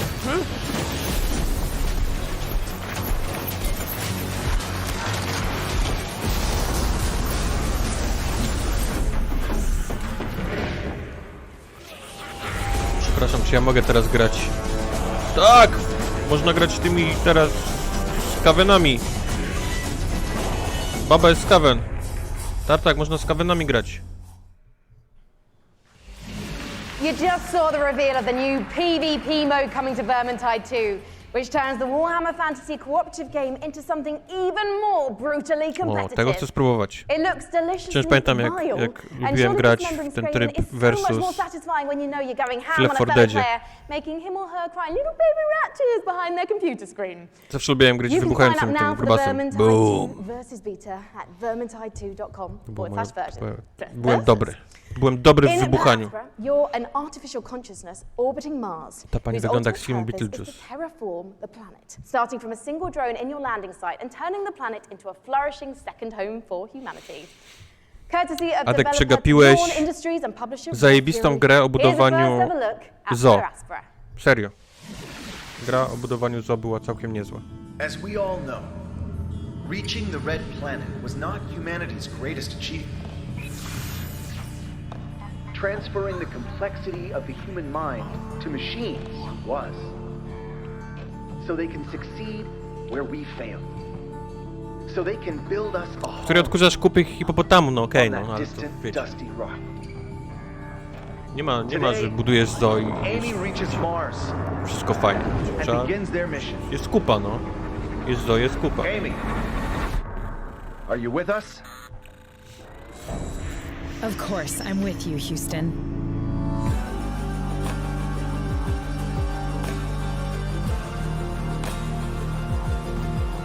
Ciężko jest sprzedać, nie? Zwiastunem taką grę. To może być super, świetna gra, może mieć fajnie rozwiązane to budowanie na planetach, ale tak...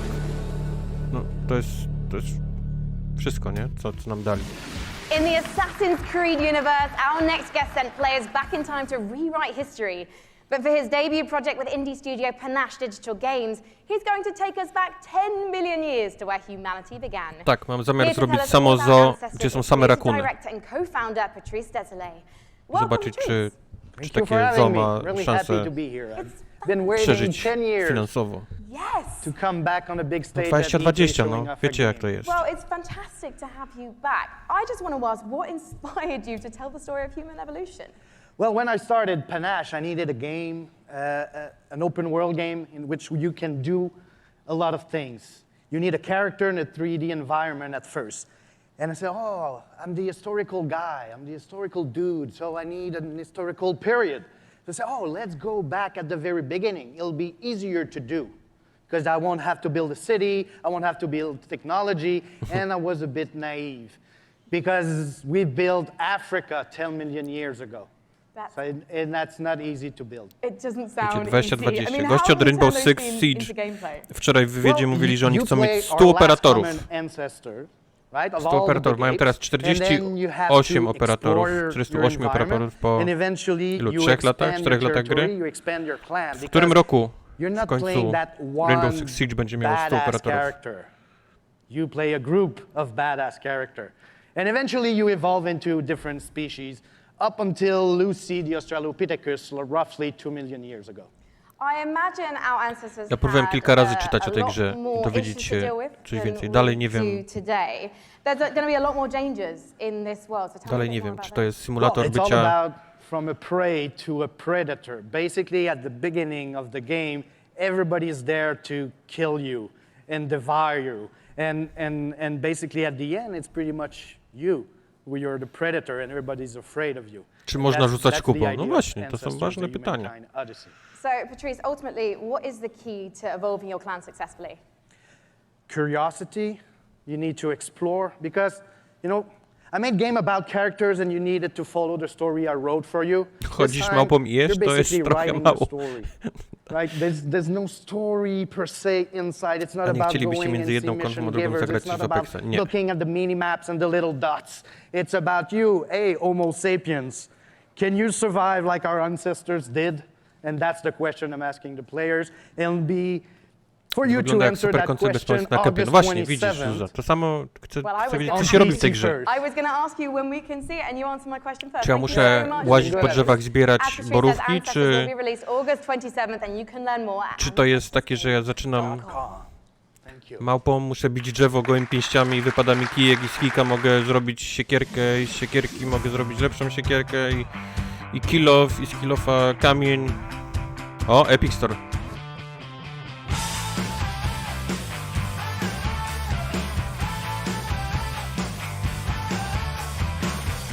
Hipertangieta, bo gibony nie mają jak głosować.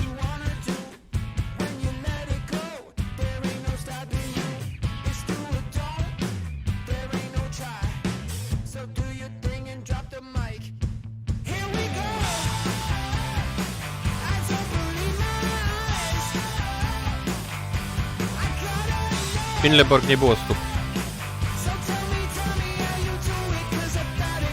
A skillofa interkontynentalną rakietę balistyczną, tak. Tak mniej więcej układa się progres w tych grach. Nie zapowiedzieli Darkness 3, przestańcie okłamywać Inleborga.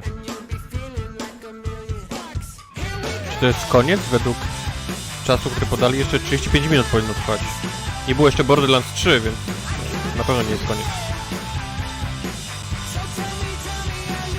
Ej, ale ta gra o gęsi, której się jeździ rowerem, jest super. To będzie fajny stream. Jak kiedyś to wyjdzie. Rund 2.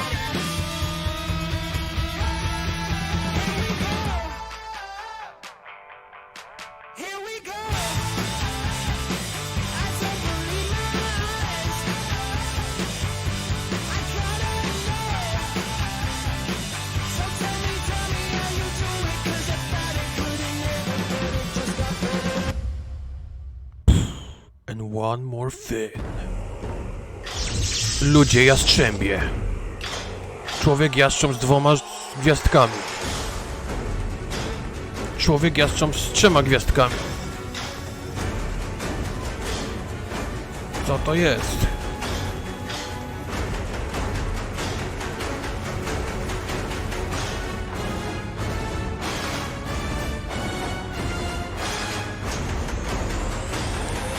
Orochess.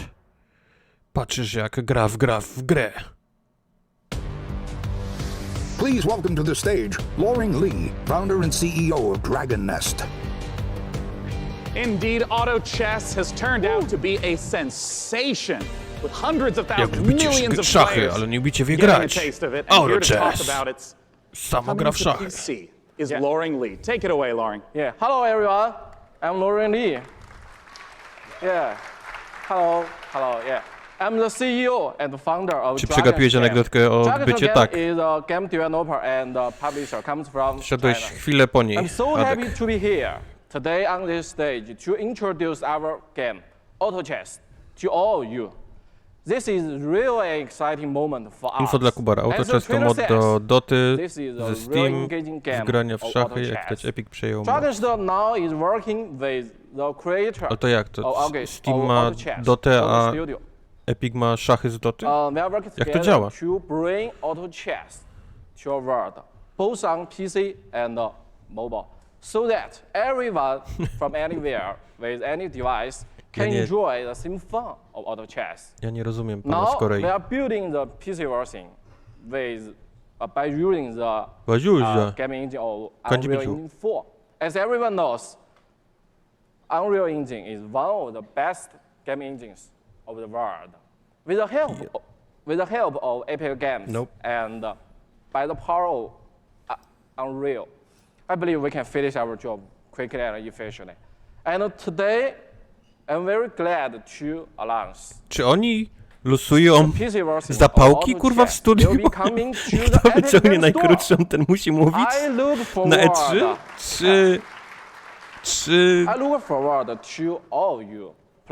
Czy oni ich gdzieś, nie wiem, na AliExpress kupują tłumacza i dostają to? Thank you, Loring Lee. Yeah, cool. Thank you. Thanks so much for sharing the news with us. Once again, Auto Chess, if you have not played it, you must check it out. It is so fun. Our next title with Frankie up above. I understand is an inspired. Nie ma napisów, nie włączę, nie ma. We'll find out, Sean, because one of the things we love about PC gaming is the way that game creators from all over the world can draw inspiration from one another's work. Chris Tales is a great example of that, a gorgeous indie love letter to classic JRPGs developed by a team in Colombia.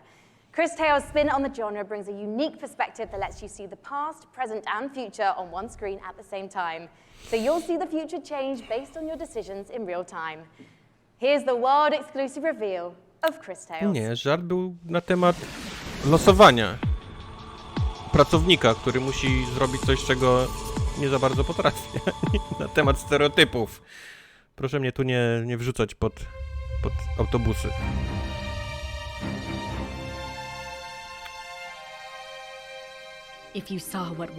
O, Zuza zrozumiał. Zuza mówi, że pan powiedział, że gra będzie super. Best Indie 2018. Could you make the hard decisions? And would you be strong enough to fight?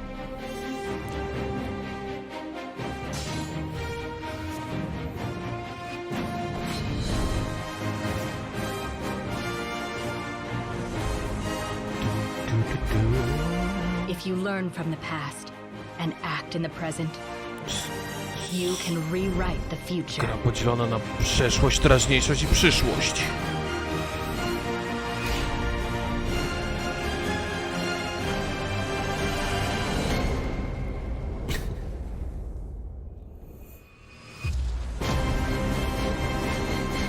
Now on Steam, debut demo. O w mordę. In PC gaming, it's not the size of your weapon, it's how you use it. And I'm holding one of the, well quite frankly, it's a bit average, isn't it? It's just your average, you know, Glock, really. No, it's one of the ridiculous alien weapons from our next game, Valfaris. A brutal, heavy metal-infused 2D action platformer inspired by true old-school classics like Contra and Turrican. Assuming the role of fearless warrior Clarion, players must blast and slash their way through the doomed citadel of Valfaris, overcoming its deadly environments and enemies before challenging the arcane evil at its very heart. Get ready to rip the galaxy a new wormhole. From publisher Big Sugar, this is Valfaris. No. Pixel art w 3D. Smutny pan. Z mieczem. O! Oje!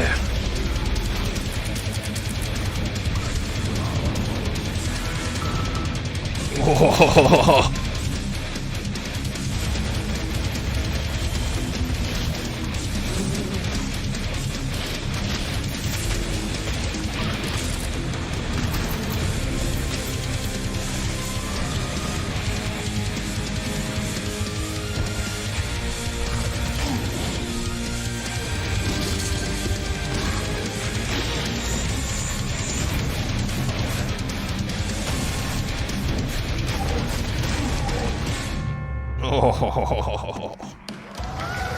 Just incredible action in the Valfaris trailer. I'm very excited for our next guest. In case you have not been downtown LA, E3 is covered with Borderlands 3 art. It's amazing, it's beautiful. And joining me is the amazing and beautiful Paul Sage, creative director of Borderlands 3. Beautiful's a new one, thanks. Yeah, there you go, Paul. Right. Welcome.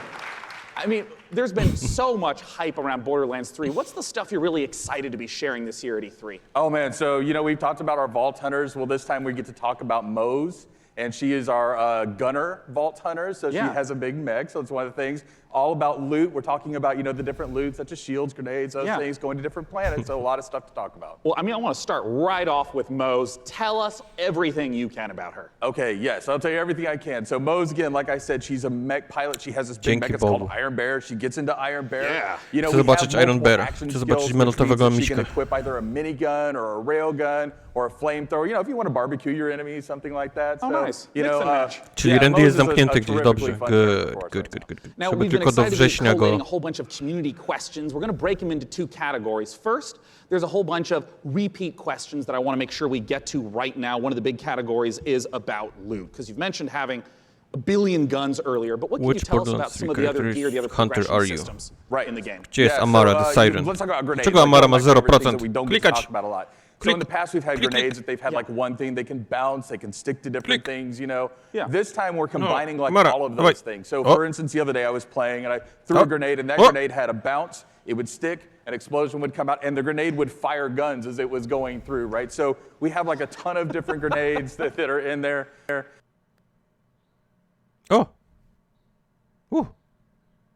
Shield where if you duck, that shield will extend out in front of you. You know, so just tons of different things that we have with our characters. Class mods are unique, and that they give you skills this time as well as enhancing skills you currently have. I also remember earlier you mentioned about artifacts. What are those? So artifacts are, you know, we've kind of concentrated on like, hey, does the game feel fluid? Can I Randy uciekł, tak, próbuje kable Right. So when we were playing with that, we slid into a barrel, right? And the barrel exploded, and we're like, Well, that's kind of fun. Yeah. So why don't we do something like that? So our artifacts actually add certain things to movement. So for instance, you can slide faster, you can slide, and every time you slide, there's an explosion. We have something we call Come on. Second category of questions unrelated to loot. To nie jest u mnie, to jest u There's nich. going to be a single player campaign. What's going to be happening after the campaign? What are some of the beyond the single player, maybe end game content? Zaczęło ciąć, bo ludzie weszli. All right, in-game content. Okay, well, it's E3, so I'll give a little bit. So we have this thing what we call the Guardian system. So for those people who played Borderlands before, you might remember Badass Ranks. Badass Ranks, Znowu na Windows Media Player it's puszczają. basically kind of an infinite progression system that added to your stats. Yeah. We doubled down on that. We have what we call Guardian Rank. And Guardian Rank not only has that infinite progression, but it has skills and different skins that you can open up as you go through. And the cool thing about that is like every character that you play on that account gets the benefits of Guardian Rank. Oh, interesting. All right, last category we're going to go through, and then we're going to hit some rapid fire questions.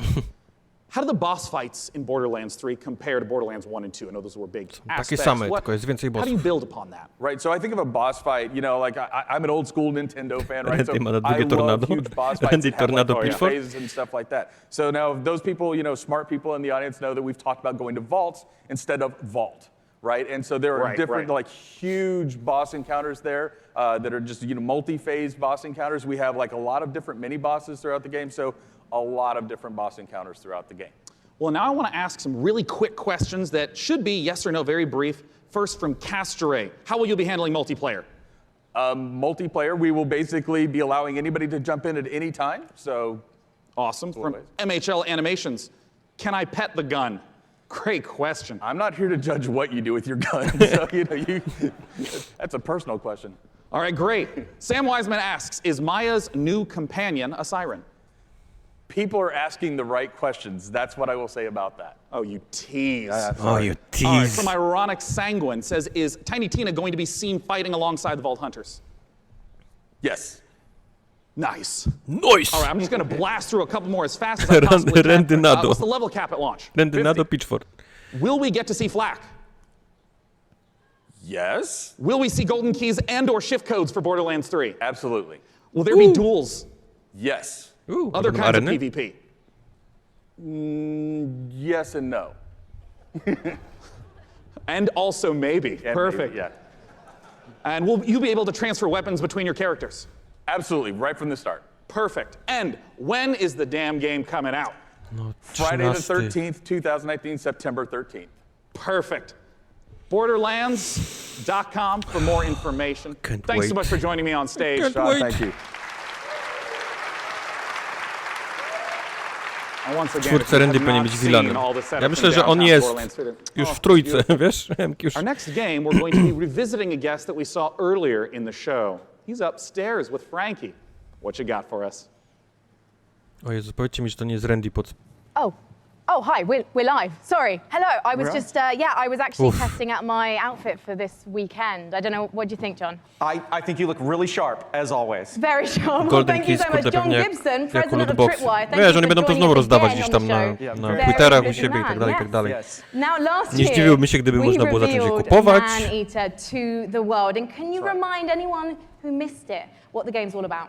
Absolutely. Man-Eater is an open-world action RPG, or Shark PG, Pamiętam as we dokładnie call rok it. temu You na start as a PC small Gaming Show baby zapowiedzieli shark Man-Eatera. and you have to survive in this harsh world and try to eat your way to the top of the ecosystem. The three words that we think sum the game up the Pamiętam, best bo are nawet eat, mam dodane explore, and to evolve. na Steamie rok temu. And we also have someone we'd like you to meet. Well, let's meet him then. Let's take a look at the new trailer.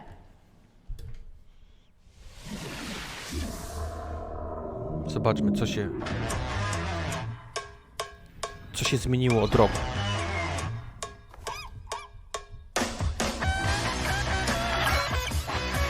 O!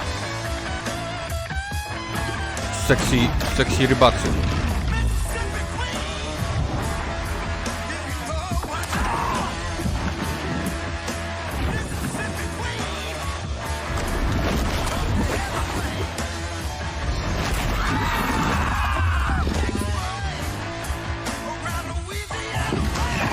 Okej, grafa poszła w górę, zdecydowanie.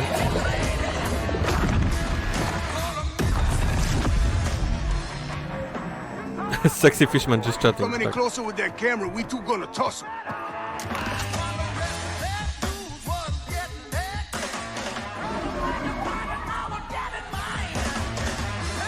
Coming soon. Okej, czyli dalej tak. Coming soon też rok temu. Najgorzej oberwałem Ewa. Who was that appallingly dressed fisherman in the trailer? Because quite frankly, not even I would. Coming soon, late 2020. That was Scaly Pete, and Scaly Pete's the villain in this tale. Pete is a best fisherman in the Gulf, the best shark fisherman. Czyli dobry rekin versus the best shark fisherman. And Pete. he disfigures our baby shark at the beginning of the game and does some really nasty things. So he's not a very nice guy. And now the story of Maneater is told through the lens of a reality show called Shark Hunters versus Maneaters. And it follows Pete and the player shark on its adventures. And you know, it's a really, you know, it's a very exciting way to tell a story. And based on that trailer, to be honest, John, it looks like your main goal of the shark is to just bite everything. Yeah, there is an awful lot of man-eating going on in this game. That is the name of the game. And but we'd like to think of the game as a shark-tastic fun action game. It's like GTA if you were a shark. But there's GTA if you were a shark. If there is more to the game than just eating, so we spent a lot of time moving through the water, breaching out, and adding abilities to go up on the beach for an afternoon Kradniesz snack. auta. So there's a lot of exciting things that you can do in the game. Kina, and you mentioned before it's a shark PG. How does that progression system work? So there's three facets to the Shark PG elements of the game. There's Ciekawe, growth, wyścigi. there's life phases, and there's evolutions. So growth comes about through eating things, nutrients, people, whatever you can find. And that's kind of like your XP in the game. That allows you to level up, your shark will grow a little bit, you'll get more powerful. And then at key phases that we call life phases, you'll make a big jump. So let's say you're a brooding teenage shark and you're about to become an adult. When you become an adult, you take a big leap in size, a big leap in power and capability. And then as you reach these life phases, you unlock evolutions that can be applied to parts of the shark's body. For example, you could get metallic teeth that allow you to shred boats. Tak, or jeździsz na a powerful taksówce. tail that allows you to jump to incredible heights. Or you could get mutated lungs that allow you to spend a little more time on the beach getting those afternoon snacks. Just really quickly, John, everyone's wanting to know this question. When's it coming out? So we're really hard hammerheading away at this game and trying to make it the most awesome shark RPG ever. We're not ready to announce a date, but we're pretty certain you're going to see it before the next PC gaming show. Well, I hope we do, John. Otherwise, I'm going to have to start biting people. In fact, I'm Zakład, że Franki będzie w jeszcze jednym kostiumie za rok. You guys look tasty, so I'll see you in a bit. I'm just going to have a snack. Thank you, John. Thank you. Life of Black Tiger, ale z rekinem. O, krzesła. Ta poduszka. Ten szef. To wykończenie. Ten sky. Plastik po bokach, można go przekręcać. Ta poduszka na lędźwiach. Kółka z czerwonymi felgami.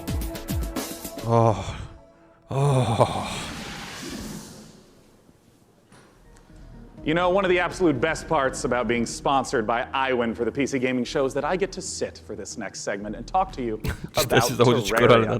Terraria is one of the best-selling PC games of all time, selling almost 30 million copies. And part of the reason why it's maintained such popularity is the fact that the developers Relogic continue to add content, going from 250 items at release to now over 4,000. Let's take a look at their penultimate expansion coming up, Terraria. Radek miał sam dźwięk i poczuł się bardzo źle, jak opowiadałem o krześle. Wow! Kiko! Czy baronowa śpi? Co nowego w Terrarii? Szyny można budować. Fajnie, fajnie. Więcej kustomizacji, okej.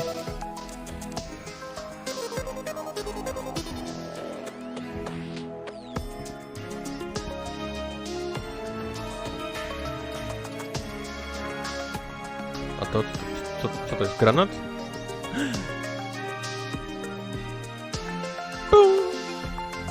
But why? Bestiariusz!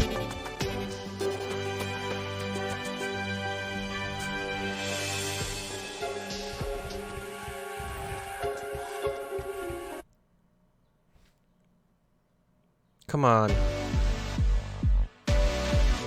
To u nich coś. To u nich coś. The next title that we're going to be looking at is a game that is the spiritual successor to Her Story. It's called Telling Lies by Annapurna Interactive, and joining me to talk about it is game director Sam Barlow and actor-producer Logan Marshall Green. Welcome, gentlemen. Thank you. Nice to be here. Yeah. My main man. Now, if you haven't played Her Story, you totally should. It's fantastic. I want to note, it is a game where you watch live interactive video in order to uncover what happened with a murder. What is it that's going on in Telling Lies? Bo to już jest ten, okej. Like Her Story, Telling Lies is a game in which you watch video footage to piece together a story. And this time we have a woman who has stolen an NSA hard drive, which contains secret To jest dokładnie ta sama gra, tylko teraz gramy panią, która okradła dysk twardy od NSA. Something has gone terribly wrong, and it's up to you to figure out what and why. It's time to take a look at some of the gameplay mechanics and see Telling Lies in action. Let's take a look.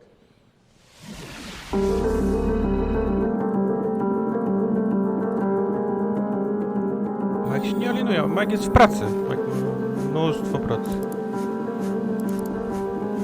Patrzcie, klikamy sobie tak samo jak ten na komputerku. Klik, klik. Once upon a time. Tego aktora znacie. Tą aktorkę znacie. I don't love you and I don't miss you. Tej aktorki pewnie nie znacie. Tą aktorkę znacie. Chociażby z Westworld.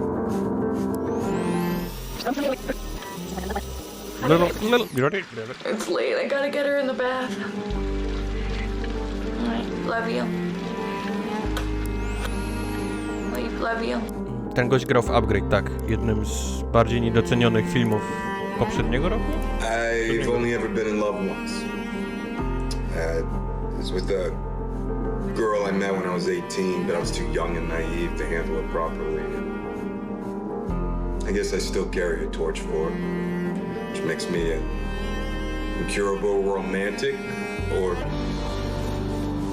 underdeveloped emotionally. Her Story 2, tak? Mike już grał. I'm a loyal friend.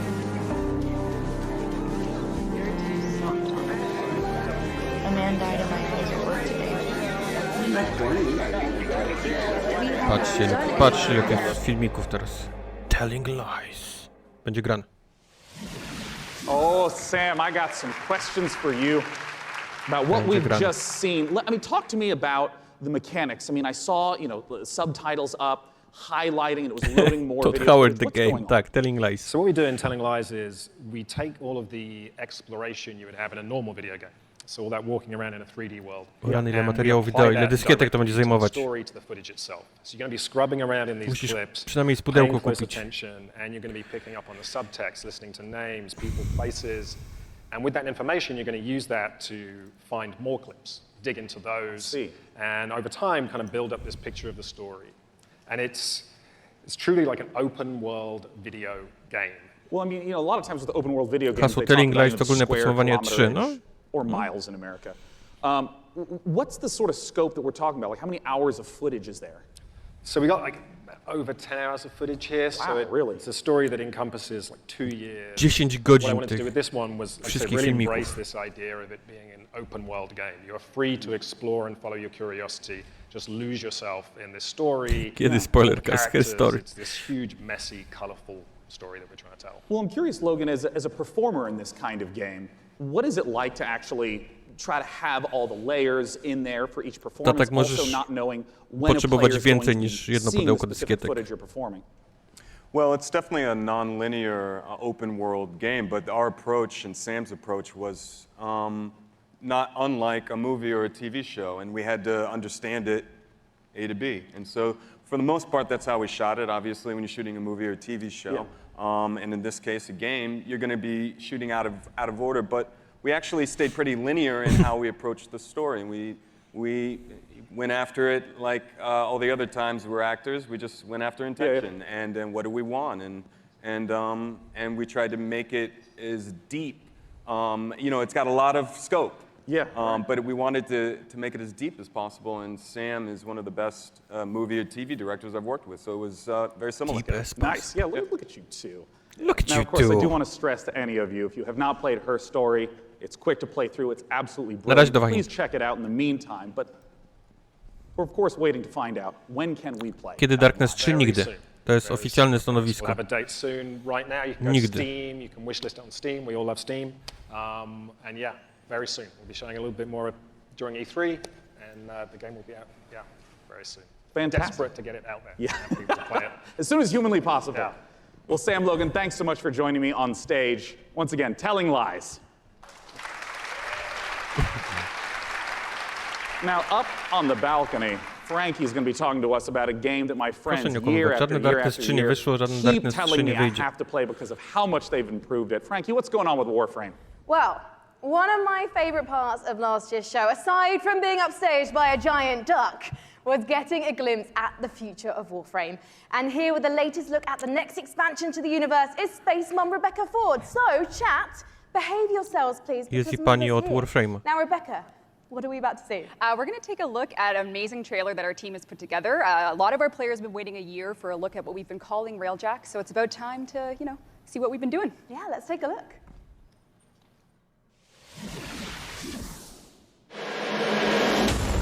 Ktoś gra w Warframe'a w dalszym ciągu?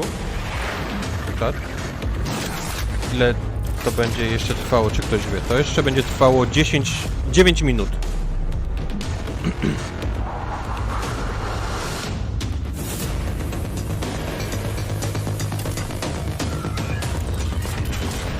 Patrzcie, co teraz się robi. Teraz się lata statkami w Warframe'ie. Możesz się bić na statku, a możesz się latać statkiem i strzelać. Randy'ego... Był już Borderlands 3, ale Randy'ego na szczęście nie było. Teraz Destiny 2 będzie konkurencją dla Warframe'a. Czy będzie konkurencją?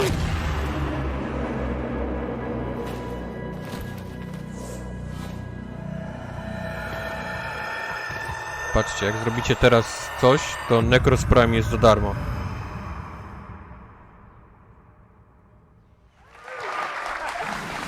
Rebecca, it must be so exciting to know that the fans have finally seen it, and you're clearly going all in on the epic space combat. So tell me about the new stuff that players are going to be able to experience. I wasn't shaking before we started talking, and now I am because it's real, because, Empyrean is what we're calling codename Railjack. It's basically taking the Space Ninja part of Warframe, sending it back up to space, bringing players that squad gameplay they know, taking the enemies like the Corpus and the Grineer, giving them their own Railjack to essentially Own Railjack. with and take down the bad Nie wiem guys. nic, co to znaczy, ale też się cieszę. Well, TennoCon is in London, Ontario. It's July 6th, and you can come watch it online on Twitch. We're going to be showing a lot more in our keynote for what Empyrean is going to be. Well, today I'm getting a feel for the suit. So what's the deal with that sweet-looking Necros Prime? How do I get my Czemu channel FX into it? denerwujecie I Twitch cannot Prime? see that on live television, but there are ways. But yeah, you just have to link your Warframe account to your Twitch account. If you watch 30 minutes of our Tenno live show, you can get it, but hopefully you stay for the whole hour. Ten update do Terrarii to ma być ostatni ever. No, ta gra już trochę ma, więc... On July 6th. Thank you. Okay, now we've seen some amazing stuff today, but nothing quite so gloriously strange as our next game. Developed by Brooklyn-based studio Feral Cat Den, it's an existential-based jazz odyssey set during the Big Bang. Yeah, it's actually blown my mind learning about this one. Buckle up, everyone, because we're about to get bonkers with Genesis Noir. Shineko mówi, że gra w Warframe na Switchu. Wiesz, faktycznie, no jeszcze Warframe jest na Switchu.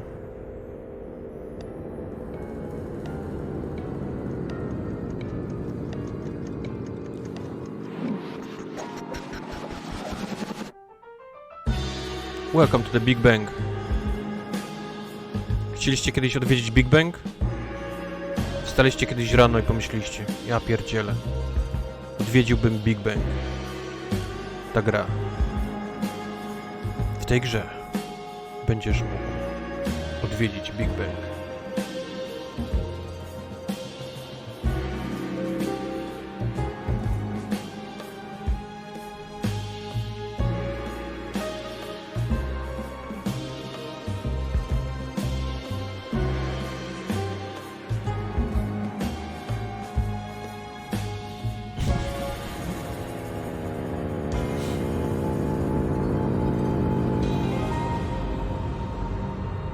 Takie mocno arcy-farcy, co?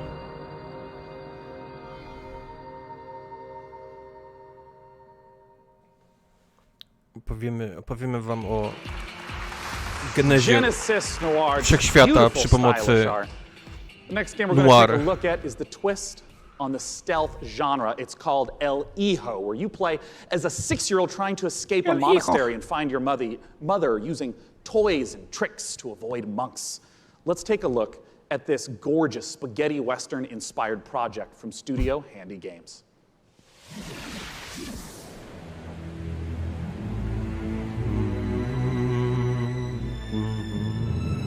El Hijo. Po hiszpańsku. Dziecko.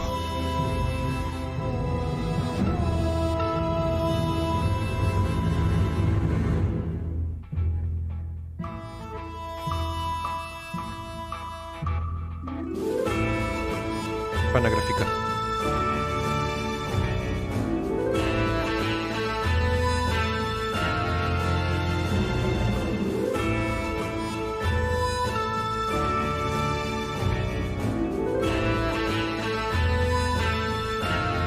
Taki widzę skradajka, tak? Sneaky, sneaky. Sneaky, sneaky the game.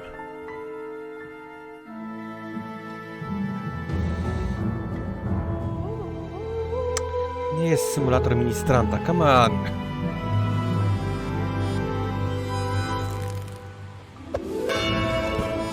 Boing.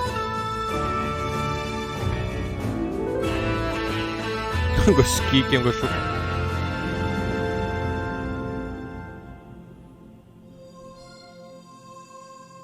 El Hijo.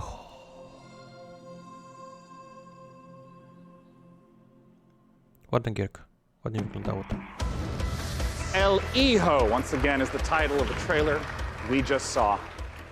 For our final guest tonight, please join me in welcoming from Larian Czy u nas się Studios, mówi dno i 5 metrów mułu, czy dno i 6 stóp mułu? U nas się mówi dno i 3 yardy Wizards of the Coast, the creative director of Dungeons & Dragons, Mike Merles, to talk about Baldur's Gate 3. Baldur's Gate 3. Now this was only just recently Czy był announced. Gaby? How Nie did był this Gaby. partnership Czemu come Gaby about? miałby być? We went to see Wizards of the Coast at the end of Divinity Original Sin 1. Yeah. That was back in 2014. And I tried to convince them back then that they should give us the Baldur's Gate 3 license. And they said, yeah. And so we had a long chat about what the vision would be for the game. And then we kept on bumping into each other. And then suddenly in 2016, I get a phone call from Nathan Stewart, Silly the Quest. boss of Mike and the head of Dungeons and Dragons. He said, Master Race to jest teraz Epic Store. We're gonna have dinner in a very shady Gdzie byłeś, kiedy... And he had this big stack of paper with him. Kiedy władze przejął Epic. 3, and in it was pretty much everything that we talked about. And he says, I'm gonna present this to my board. Do you still want to do it? I said, yeah, of course I still want to do it. And then a couple of weeks later, we started negotiating, and here we are. I mean, what does the Baldur's Gate franchise mean to you, Mike? Oh, to me, it's the crown jewel of D&D computer games, right? I mean, for me personally, Baldur's Gate, the original one, was the finally I had the chance to actually play a D&D campaign rather than having to run them for all my friends. So it means so much to us. Baldur's Gate, it's such fantastic storytelling. W przyszłym roku PC Gaming Show będzie w tym. Not only a new generation of gamers, w Fortnite. But for the gamers who remember the 20 years it's been since the original, the first two in the series. So it's incredibly exciting. And for us, it really is. It's such an important part of the D&D mythos as a whole. And we got a chance to see the trailer. Talk to me about some of the story elements, the world elements. What are things we're going to see in Baldur's Gate 3? Well, we're only talking about what's in the trailer right now. Czy będzie w Fortnite? Nie, tylko PC Gaming Show. Go to the city, because we start with the city. You start outside of the city, actually. There's going to be mind flayers. John Epic, they're very nasty. You are seeing in the trailer the process of ceremorphosis, as we call it. It's accelerated, so that's not normal. Yeah. And you're going to see a lot of iconic creatures, iconic characters, iconic places, and that's as far as we go. I'm curious about some of the gameplay elements, because obviously, there's just been a big resurgence of Dungeons and Dragons, tons of broadcasts on Twitch. I mean, how do you translate some of the insane things that players want to do into, what has to be a structured computer game? So we started with the player handbook, which is basically the basic rule set of Dungeons & Dragons. Which player handbook? Which Fifth edition. Right. Yeah. And so we ported as much as we could to the video game. We looked at what worked really well. We looked at the things that didn't work that well, because it is a video game, and this was made for tabletop gaming. And so we started modifying those things, and then we had to add things on top of it, because if you play tabletop, you have a game master, and you say, well, I want to do this. Yeah, and then the I game want to master start a fight with a pigeon. And he's like, okay, roll for dexterity. Exactly, that's it. So we had to add systems to make that possible within the game. But we've gone very, very far. Yeah, I mean, can you give an example of like a crazy moment that a player might do that you could actually play out in the game? Well, I could, let's say that we get into a fight because you ask a nasty question, I don't want to answer it. And I take the chair over there, I put it on fire, smash it on your head. Well, just as an example. It's just an example, this is fine, we're just talking, These are things that we have to put systems into the game for to do it, which are not necessarily going to be described inside of the book. Interesting. And I mean, like, Mike, Jakie jest najlepsze RPG ostatnich 10 lat? Studios, you have tons of No data, kurwa, to all jest sorts Witcher of na things that players do. drugim What's the miejscu. sort of information that you provide in assistance? Well, really what it comes down to is providing the story support. You know, we think of Dungeons & Dragons, the universe of D&D. Właśnie. It's like a toy box Trochę to for trwało, dungeon ale... masters and players to go into and build their own stories. So working with Larry and working with Sven, a lot of it was just opening up that toy box and sharing it. And giving that kind of guidance, you know, like I remember one of our first meetings, we just laid out a map of Baldur's Gate and the Sword Coast and asking a lot of questions like, what kind of story do we want to tell? Where do we want to go? What are the cool locations we've always wanted to put into a game like this? And then in terms of the system support, you know, what does it mean in terms of the story for each character, for each character race, each character class, so that if you have your favorite class and it's in the game, you really feel like you're taking on that role that you love so much from the tabletop. It's really coming to life in an authentic way in Baldur's Gate 3. And co, we're Wiedźmin talking a wygrał moment about, you know, Baldur's Gate 3 konferencję PC Gaming Show We have a second game 2019, that we tak? want to talk about on a new technology known as pencil and paper. I understand that there is a tabletop prequel coming for Baldur's Gate. Exactly. So in Baldur's Gate, we think there's one saga, all the different games coming together to tell one grand story of this city. So on September 17th, we're releasing our next tabletop campaign, Baldur's Gate: Descent into Avernus, and it is the next chapter in the Baldur's Gate saga, and it's a prequel to Baldur's Gate 3. So if you haven't played a Baldur's Gate game since Baldur's Gate 1 or 2, this is your chance to check out on the history. It's been about 100 years since the events of Baldur's Gate 2. Yeah. So this will give you a chance to check in on the city, to see what's going on, its current state, who the movers and shakers are. We also feature a complete levels 1 to 13 campaign that takes you from the mean streets of Baldur's Gate to the depths of hell itself, and sort of pose to the players a question: do you want to redeem Baldur's Gate or send it to damnation? So we're putting that right in players' hands to make that choice. Well, I have to ask Sven, it's a question on a lot of people's minds. What can you talk to us about expected release time frames?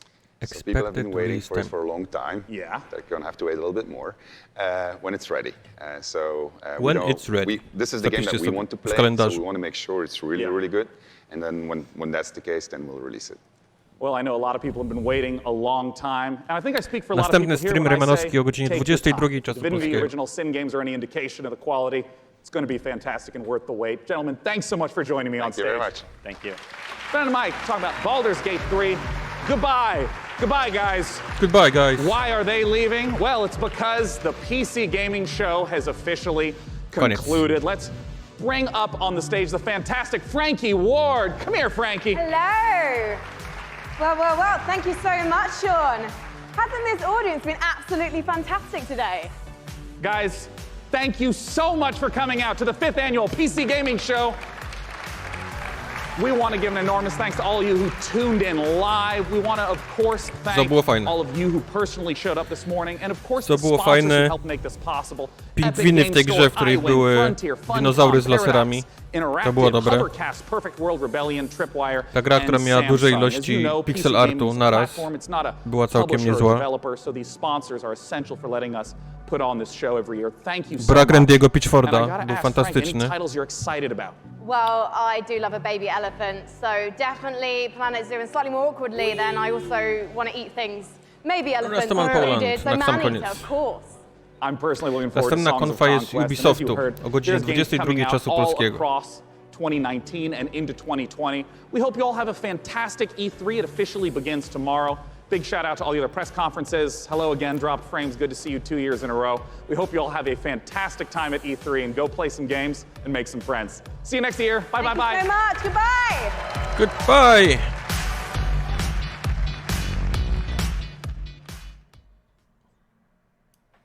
Dobrze, moi drodzy. Dzięki za obecność na PC Gaming Show. Widzimy się za godzinkę z małym kawałkiem na Ubisoftie. Także do zobaczenia, do usłyszenia. Pa, pa.